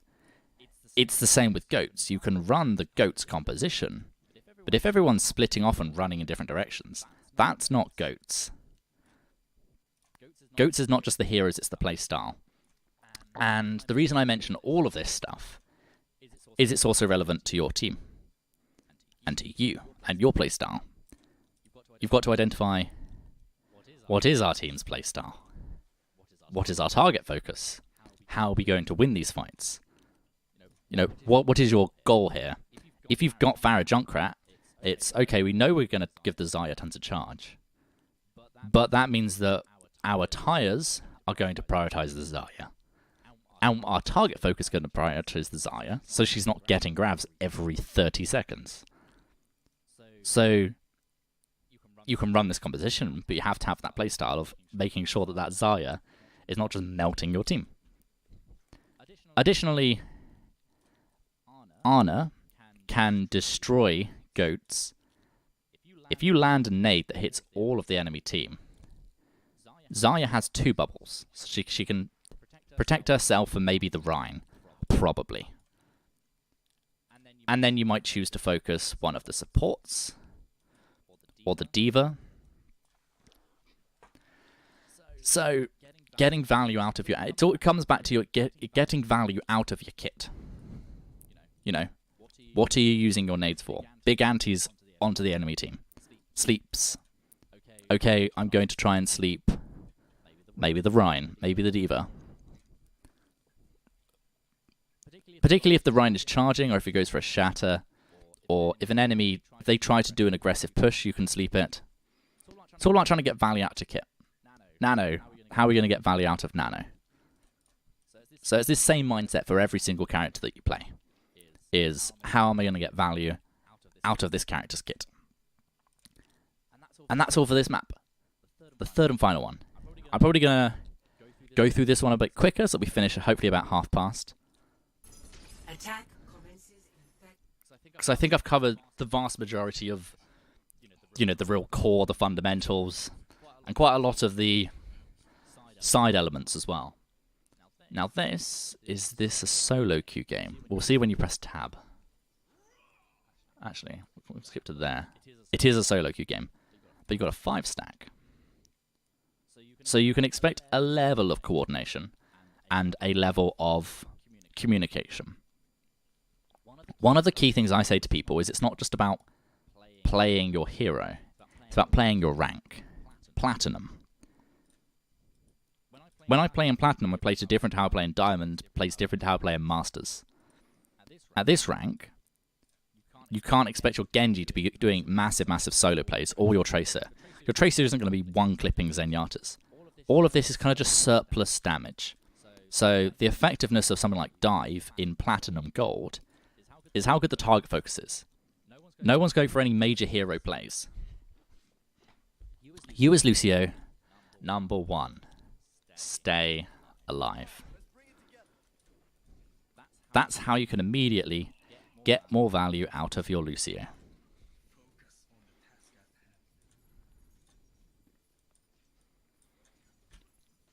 And with dive, follow the dive. Or play payload. If you play payload, remember that 5 forwards, 5 goes forwards, 1 stays payload. You can nominate yourself to be that one that goes payload, so that your 5 teammates can go forwards. That would be my first instinct in this, and I would say that in comms. Say that in comms. I'll move payload. You guys just play as aggressive as you want to.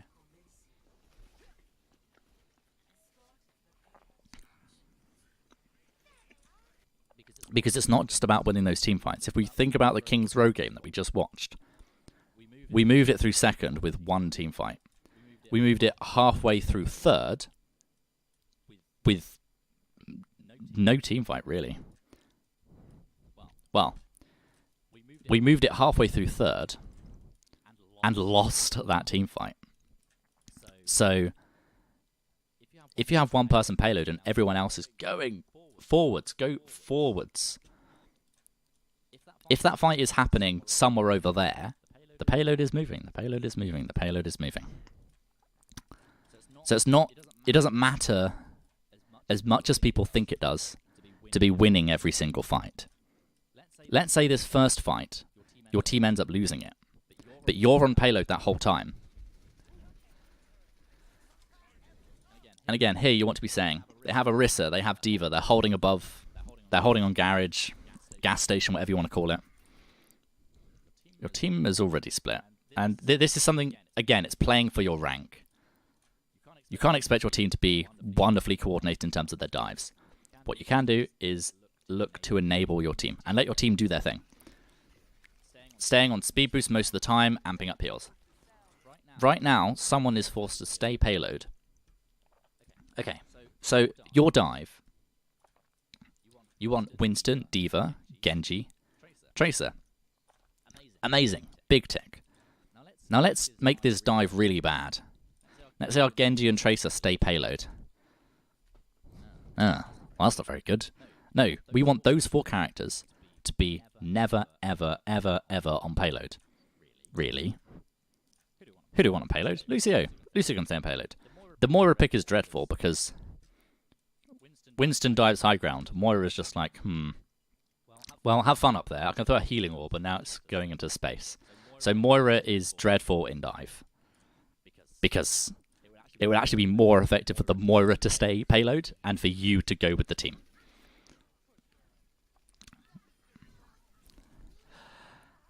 That's not staying alive. That's playing too aggressive.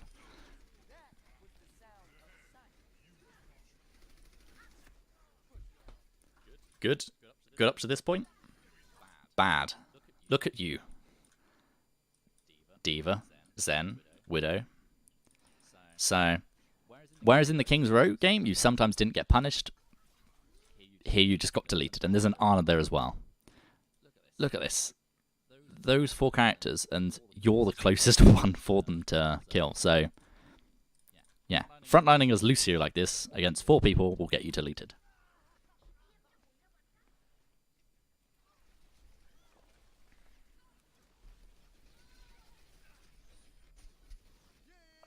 And you can see how quickly you do die with a Discord orb on you. Right now, you're not healing your team, not healing your team, not healing your team, not healing your team. Oh, you're almost back, and there you go. So, something I want to show you as well is some people don't realize how long they're out of a fight when they die. 333. 333. That was the last time you contributed something to your team because you were alive. Let's see how long it takes before you get back to your team. And there. 3, 11, 22 seconds. 22 seconds! 22 seconds! Not doing anything. This is why I say staying alive is #1 priority. Because it's better to heal your team for -1 or 2 or 3 seconds than not do anything for 20 seconds. That's how long it takes to respawn and return to your team. That's why staying alive is so important. It doesn't feel like that much time in game. In reality, 20 seconds that your team is fighting without you in the fight. Staying alive. You know, it's better to duck into cover and not heal your team for 1 second and then come out and heal the team than it is to die. You know, it would have been better for you to stay, you know, if we compare, you know, if we look at the opportunity cost, so what your action was, you went on top of the gas station and tried to kill someone, and the opportunity cost was 20 seconds out of the fight. Was it worth it? No. Not worth it.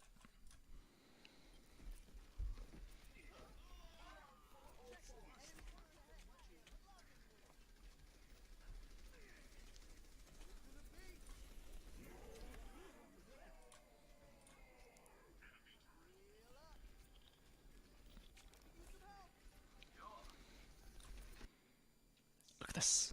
One person's critical, you've got another person that's low there, another person there. Are you winning this fight? Are you going to just reset or regroup? Decisiveness.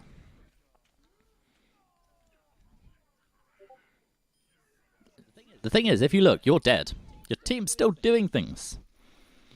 A lot of people don't realise, but the team's still doing stuff. Imagine if you were there. Okay, if your team loses this fight, I don't know how this goes yet, but if your team loses this fight, just think, if the beat was there, would your team have won the fight? If the extra healing was there.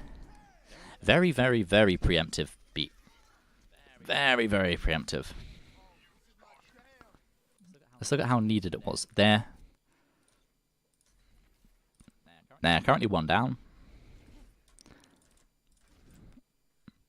So, Moira, missing a bit of health, but she's alive. Your Genji's died. Your Tracer is the one who mainly needs healing. Moira can heal up these people. No one is immediately going to die right now. No one is immediately going to die. The thing is, your team wins this fight anyway. So, yeah, you definitely beat too easily sometimes. You definitely want to be, you know, the thing is, when you beat, it gives people 700, and that's a terrible color to be using right now. It gives your team 750 shields. If someone is 200 HP, if someone's 10 HP, it saves them. It saves someone when they would otherwise die. If you use it too late, they're already dead before you've used the beat. If you use it too early, it's like, well, it didn't really achieve, it didn't need to use the beat. So that beat was wasted.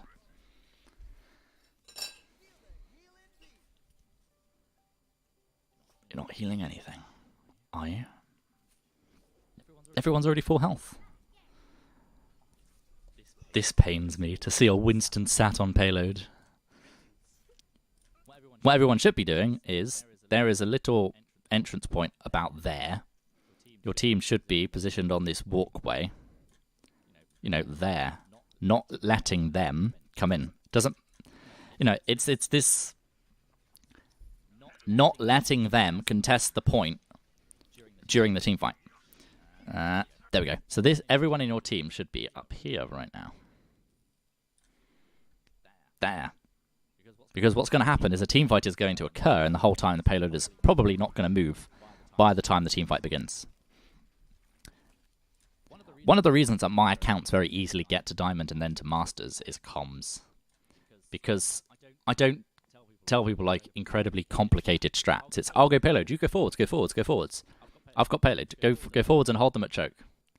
And people have a concept of that.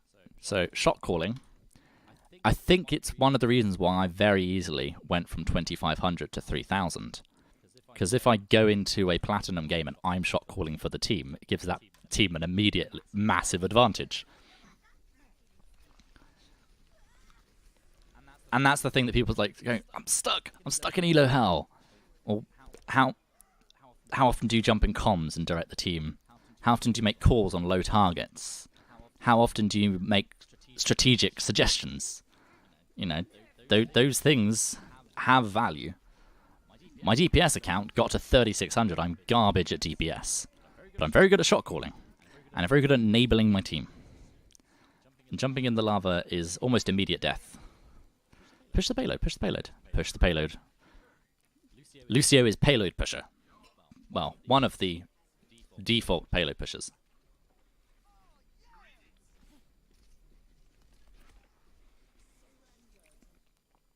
You've got the checkpoint. You don't care whether or not you win or lose this fight, because your spawn's over there. The ideal situation would be the enemy team wastes all their ults and you use none. Excellent. We respawn right next to it. And you can't defend here, so we're going to move it for free.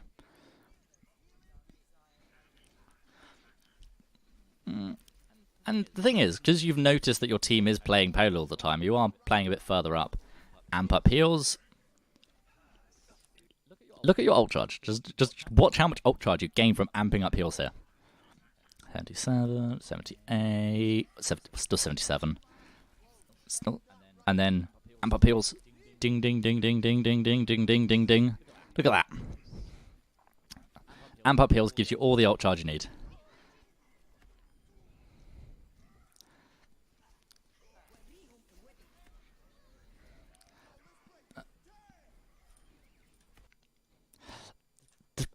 Lucio's beat is so strange. Like, you know, I would say that theoretically this beat shouldn't have hit anyone on your team. But it does.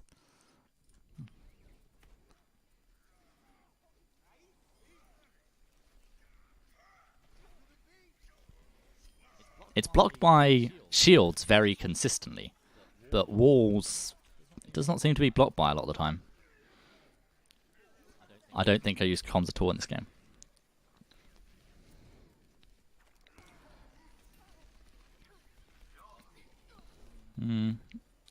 If you think that Hammond is 600 HP, 600, that's... I'm always using the wrong colour for the part of the map. 600 HP. 600 HP. That's... 600. You heal 15 or so per second. How long does it take to heal a Hammond 450? 30 seconds. 30 seconds. You're going to be there a long time. What you'd much rather have is a nice little speed boost so we can go back to the payload and do his Moira to get some healing. And it doesn't really generate much ult charge for you. Speed boost.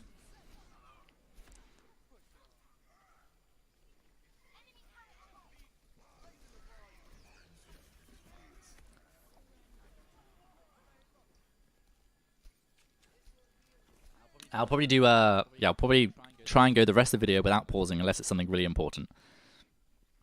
Because otherwise I'll go on forever and ever.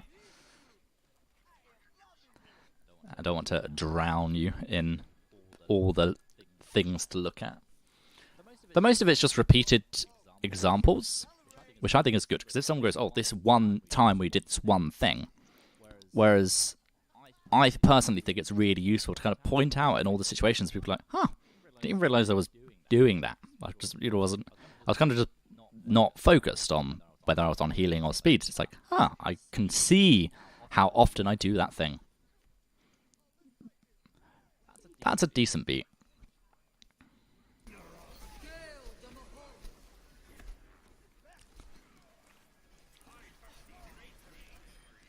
I do like that you're taking out the turret, because it's a very easy target for you to take out, but it's harder for other members of your team to take out, whereas it's easier for them to take out certain targets. E.g., it's easier for you to take out a turret compared to a McCree than it is for your Winston. It's easier for him to take out a McCree than it is to take out a turret, because he's there for ages just zapping a turret when he'd much rather be zapping an enemy team. You can skip to next round where I pick Moira if you like. Ah, this would be interesting.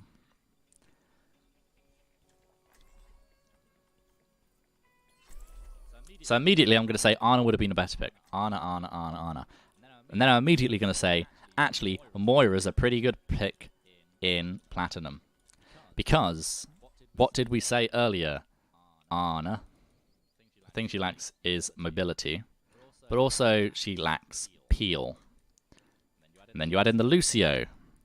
and the Lucio can do both of those things for the Ana. But this is solo queue platinum. Do you expect your team to be very consistently peeling for you? Probably not. And that's the thing is, can I join the team next game? A decent request. So Moira's great as a solo queue character because she has self-peel. She has self-heal, which is critical. Her right-click heals her.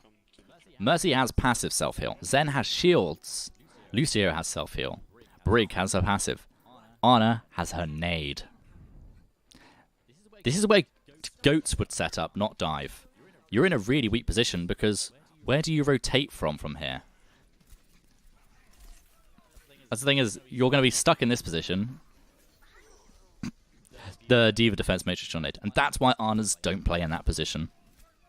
What you should have done is, I am actually going to pause this where I find the thing. I want to find the part where they're looking at the part that I want them to look at. Look at the place that I want you to look at.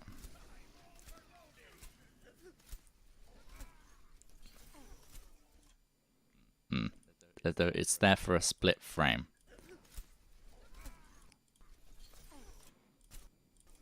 There we go. So, where would a better place for Ana be? Probably up there. Or even better, over that bit there. Because you can heal from range. The problem is, I'll probably dive you.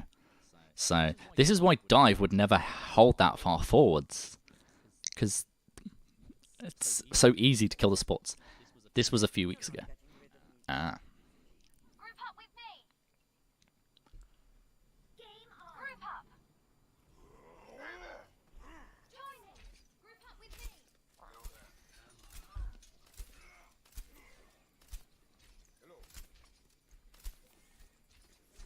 Ana's a better pick, theoretically anyway, because, as I mentioned, Moira just can't follow the team. Moira's great in death ball comps that are playing really close together, but that's it. Moira's great when 2 or more players are going to be healed at once by her healing. But that happens so rarely in reality, because if your team dive in, Moira can't dive in. This is why Moira is only really played in goats or quad tank. Come on, let's bring it together. Hello. You feel that? Nothing's gonna stop you. This is gonna make you feel better. I can use some help. Amp up heals. You can be decisive on your amp up because every second that you wait to amp up is 1 second longer before you get the next amp up. So you, as soon as you get, so for example, if you'd amped up 2 seconds earlier, you would have had your amp there 2 seconds earlier and would have been able to keep more of your team alive. So, good amp. Nice boop. Speed, speed, speed, speed, speed, speed, speed. You're not going to out-heal a Genji Blade. That does 120 damage instantly. You can outspeed it because it's a close proximity. So that's your reaction to things is, if it's close proximity, like Rhine or Brig or Genji Blade, you speeding them away, you know, if we think earlier about the reduced damage, you know, if we have, okay, I'm just going to do a nice simple, Genji does 120 damage per swing, as long as he's within this range. In this range, he does 0. So what you do is if your team is here, you just speed to this distance. And then he's doing 0 damage per second.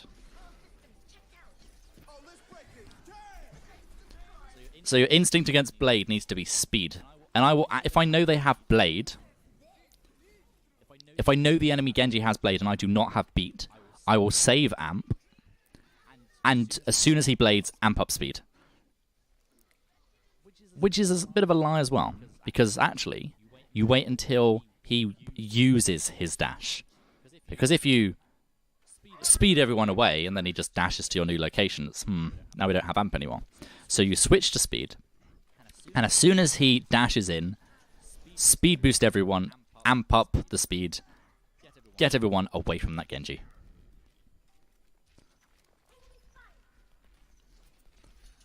Because when he kills someone, he gets that dash reset. That's how Genjis get big blades. Kill a target, dash reset, go to the next target, kill, dash reset. If you speed everyone away, you can't get the first kill. So he just swings around and doesn't really do anything. Amp up heals, bearing in mind about shields. And then you can speed. You've got Moira. So Moira's healing will massively, massively outclass your healing as Lucio. Your amped up heals is great. Your not amped up heals is next to useless.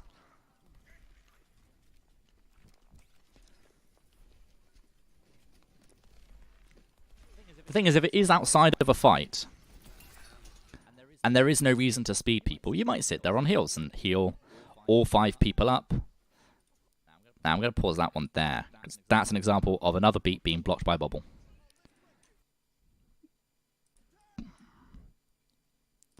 Got the shields, didn't get the shields. If you want to get better at Lucio, you need to be aware of that.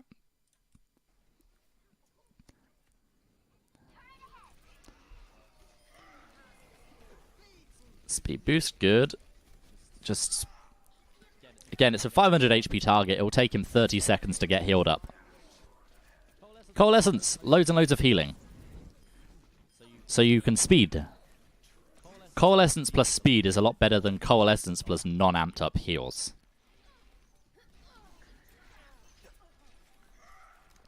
No, you've got no one in your range.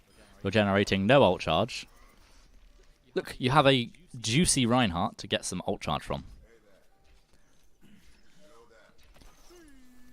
I needed to save the Moira there, though. Moira has fade her heal from her right click. You shouldn't need... If you find that you're wanting to save a single target, it's not really worth it. But it's also worth... I think it's, again, comes down to comms. Speak to your... Oh, this is very aggressive. Let your team know that your beat doesn't go through shields. So... Because a lot of people just don't realise. You know, I will say to people as Ana in Masters, I can't heal you through a shield to get them to come back my side of the Orisa shield. I can't heal you through a shield. If you want healing, come back this side. Amp up heals, amp up heals, amp up. You could have prevented your D.Va getting demeched. Amp up heals. And try and wait as long as possible to beat. So you only beated yourself. Whereas if you'd beated the Rhine, he wouldn't have died.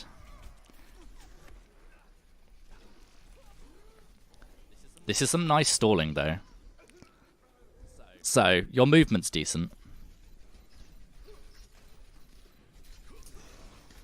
Again, it's getting value out of your abilities and your ult. I think that's the big thing. And how to do that is amping up heals, using comms, being aware of the distance of your aura and making sure people are within your aura, and pressing tab, and staying alive. It's about getting value on a hero.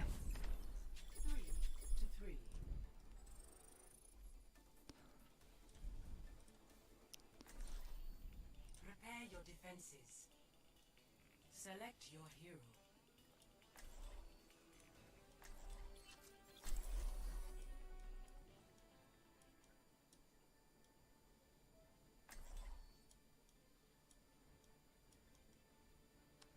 Ah, here's the Moira.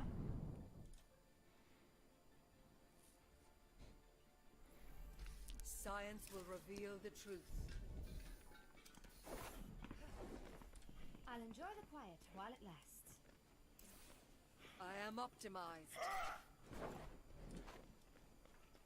I'm hard focusing on writing this word with a mouse. There we go.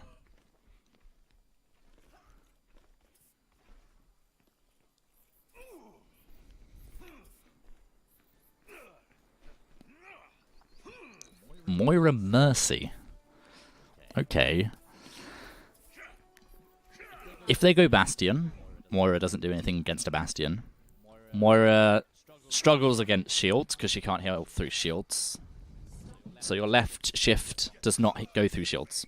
Your Coalescence does, and your orbs will happily fly through shields. But your primary healing doesn't. And the other thing is that you and the Mercy are going to be denying each other ult charge. If you look, there's no ult charge for you to get right now because they're already fully healed. So Mercy and Moira don't synergize well because there's not much healing for you to do.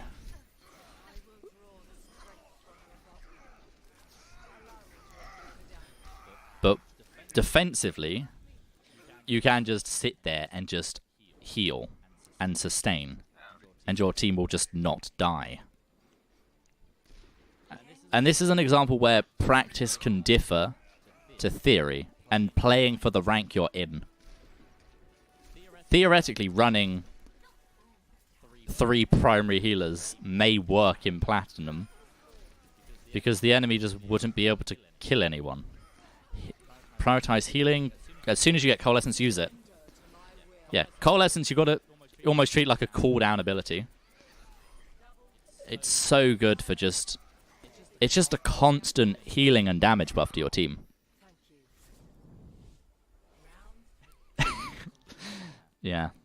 I might as well have been sticking my tongue out while I was doing that. Score 3-3. Switching sides. Prepare to attack. Select your hero.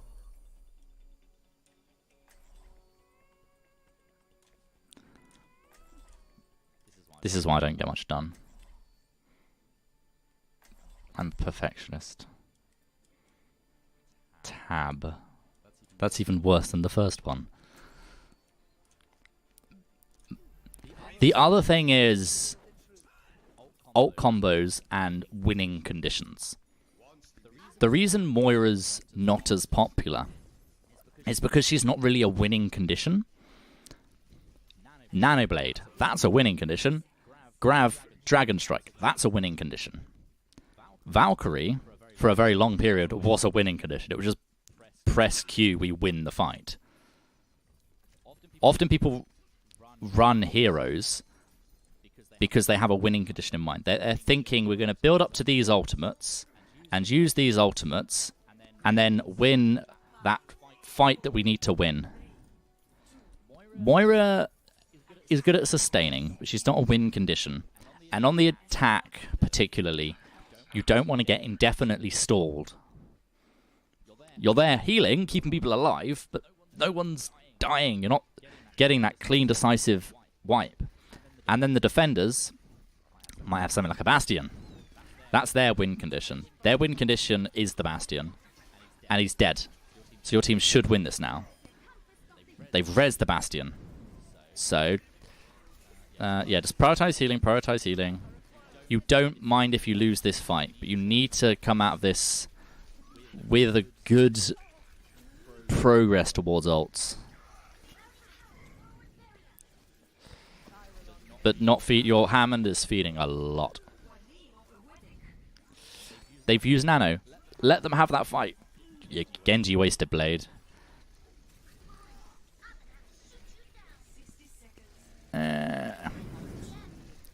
So yeah, team fights. Team fight. I'm going to use the thicker pen for this. Right. Let's say one team decides to use all 6 ultimates in a fight. What is your team's response? Is it A, use all of your ults, or B, use no ults, and then next fight, use all of your ults? It's B. If the enemy ults, you've got a decision to make, which is, are we winning this fight or next fight? And often, let's say they use grab dragons and you don't have a defensive ult. You just go, just don't use any ults. Just take the wipe. We'll let them have this one, and we'll win the next one. You have loads of time on the clock. You only need to win one fight here. And again, this is why jumping into comms and giving some advice is just save ults. Literally on the defense with when we need to hold like that. I say if it's in overtime, save all of your ults, and then you wipe the attackers from the payload with one clean fight. What I see so many people do, and why they lose so many payload maps, is because they just try to win every single fight. And you can't win every single fight. What you do is you let them win one, and then you win one. Like, imagine if you had Blade for this fight and Coalescence. Amazing.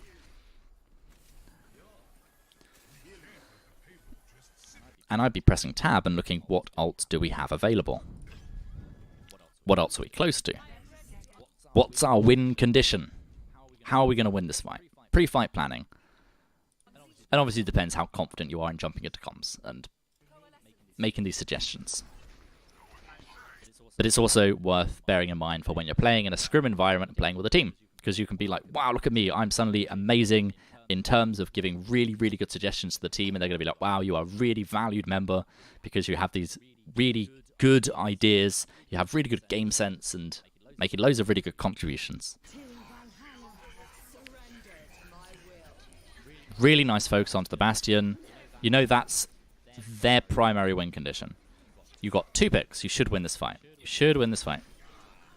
Now it's just cleaning up, making sure no one dies, preventing the res. They res the Rhine. Prioritize healing. Don't let anyone die. Don't let anyone die. Healing orb. Again, the sooner you use a cooldown, the sooner that cooldown is then available to you again to use. So just throw out healing orb, healing orb, healing orb, go. Orb, orb, orb. Throw out another orb, go. Another orb, go. Orb, something.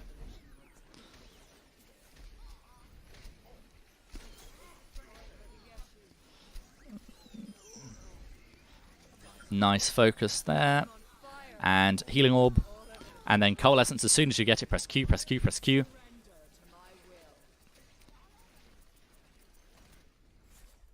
There you go. That was nicely done.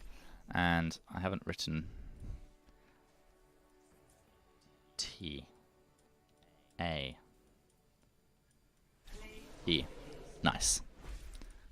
So yes, one way to think about not using cooldowns on cooldown is it's almost as if you're on a 20-second cooldown on the ability. Like, let's say that Zarya's bomb. So if I saw someone that was not using Zarya bubbles at all, they're only using them every 30 seconds. It's like, imagine if we went into game settings and set Zarya's cooldown to 30 seconds and then got a pro player on with this 30-second cooldown. Their performance would drastically decrease because their performance is affected by their use of cooldowns and how frequently they can use them. Obviously, you don't want to use cooldowns as soon as they're available if you don't need to. But you've also got to think, why am I holding on to this cooldown? Particularly as Moira, you just go orb, orb, orb. You know, you're there going, I can't wait until I get another orb. You know, theoretically, imagine if you had like a 1-second cooldown on orb. Just that orbs every single second. Because there's no reason for you not to. If you get an orb every 10 seconds, you've waited a whole 10 seconds for that orb. Go! Use it. And holding on to cooldowns for a really, really, really long time is something I notice people do a lot. I say to Ana's, when I give Ana coaching, is if you throw your nade vertically, it lands on the floor when you have 5 seconds left on your nade. Which means that 5 seconds later you can throw a second nade. So that's throwing 2 nades in the space of 5 seconds. That's just like hacking the game. Imagine if one team had an Ana with a 5-second cooldown nade and the other team had a 10-second. They'd be like, well, that's just grossly unfair. If it's, again, the 3 phases of a fight, pre-fight phase, you do not care about using cooldowns because you'll have them available for when the fight starts. This is where game sense comes in, knowing at what stage you're at. So, let's take Hanamura, for example.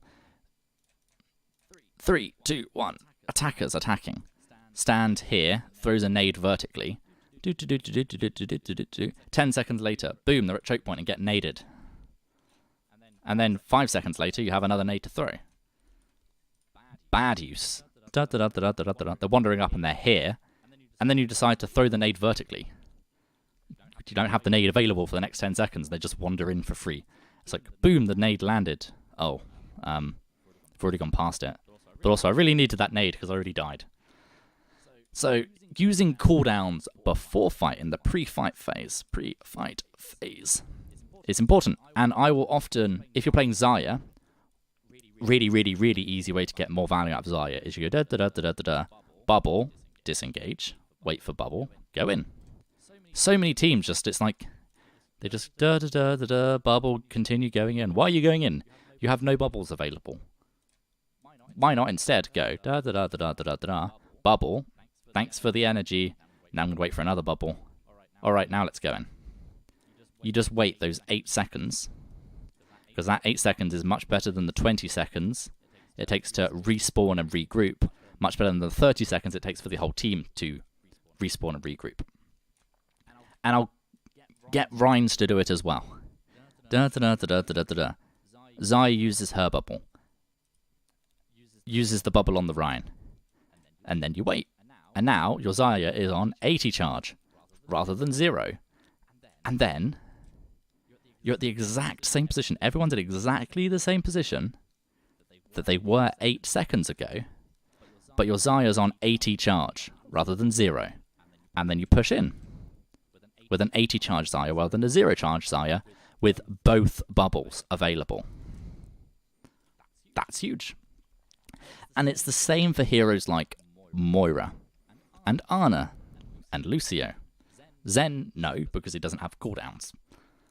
But all heroes with cooldowns, if it's defense, throw out an orb, for example, before the fight.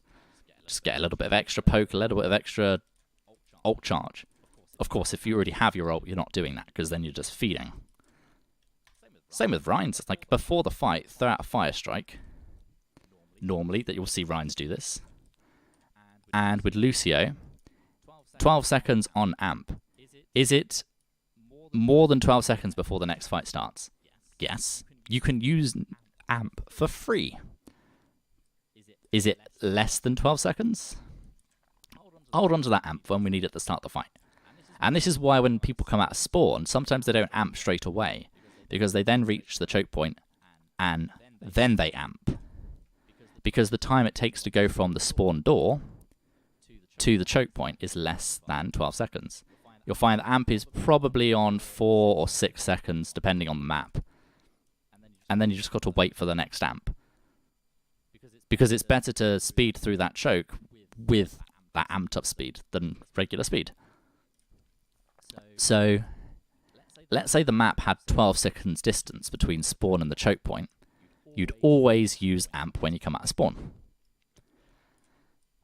The too long didn't read is, you're there thinking, will I need this cooldown in the next few seconds?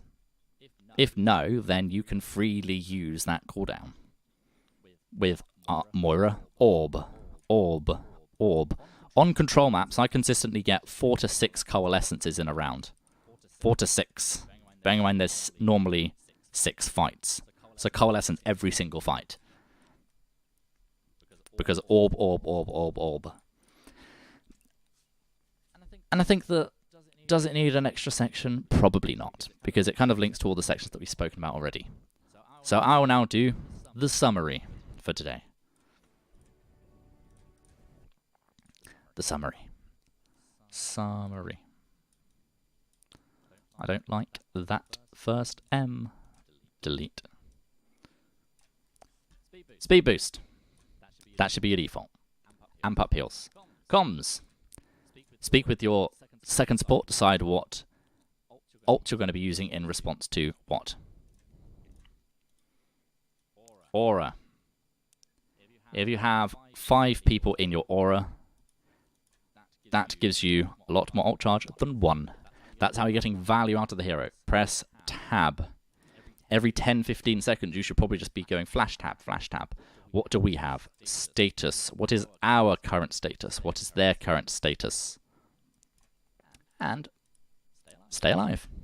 A good BG song and a good motto for the game. Remember that 20 seconds is how long you are out of a fight if you die. It's worth taking 2/3 seconds to hide, or to take cover, or to not do that really, really, really risky play. Opportunity cost, you know. Is what I'm going to spend 2-3 seconds doing and then dying for, is that worth not doing anything for 20 seconds? Depends. Sometimes it is, sometimes it isn't. And I think the final thing, I will put a 6th point. And I'm just going to call it abilities. Abilities. And I'm not going to fuss about how neat this one is, because that's not neat. Just get value out of your abilities. And it's a guide for what hero you should be playing and what circumstance. If you're there going, I'm getting no value out of these abilities, you think, if I was a different character, would I be getting more value out of their abilities? But also, all through the game, be looking and thinking, how can I get value out of my abilities? And that is everything for today. That took, what's it saying? 2 hours 40, so a very, very extended session for you, Titan. Hopefully, that's been very informative and useful for you. And as said, all of these coaching sessions are available to view in videos. I'm currently going through and turning them into highlights, so I can, because they delete themselves after a while, I believe, and I can then also make them as a specific playlist and edit out the beginnings and ends so that they're more concise. And then if so, Titan has any final questions, then I'm here to answer them. No questions. Thank you for taking the time to look at my videos. I really appreciate it. I've definitely got some stuff to work on there. Okie dokie. So, yes, of course, you're welcome to shoot me any questions anytime you wish, and I'll answer if I am available. If you do go through the videos and there's anything in particular you want to sort of go, oh, what about this point or that point, then you can also send me a message and let me know. Any final words for today? No, I'll take some time to go back through some of the videos that I've got, and I'll keep them points in mind playing my next few games. I'll probably record them as well and go back through them myself. Now that I realise what I need to work on, I can see whether I can improve that through my next few games. Okie dokie. Well, thank you very much for sticking around. I'm glad to hear they were very useful for you. Yes, they were. I will. All right. Thank you. Yeah, I'm really, really glad to hear that as well. And hopefully, I'll be sort of letting people know what my January schedule will be like, and see if people want sort of secondary coaching sessions. But as always, thank you very much. Thank you. And very welcome. So, catch you later. Bye. Thank you. Bye-bye. Enermatrix, checking out. Right guys, thanks for watching the video. If you like some of my videos, especially those on YouTube, then hit me a subscribe button. Don't forget to hit the bell icon, and catch you on the next one. Catch you later.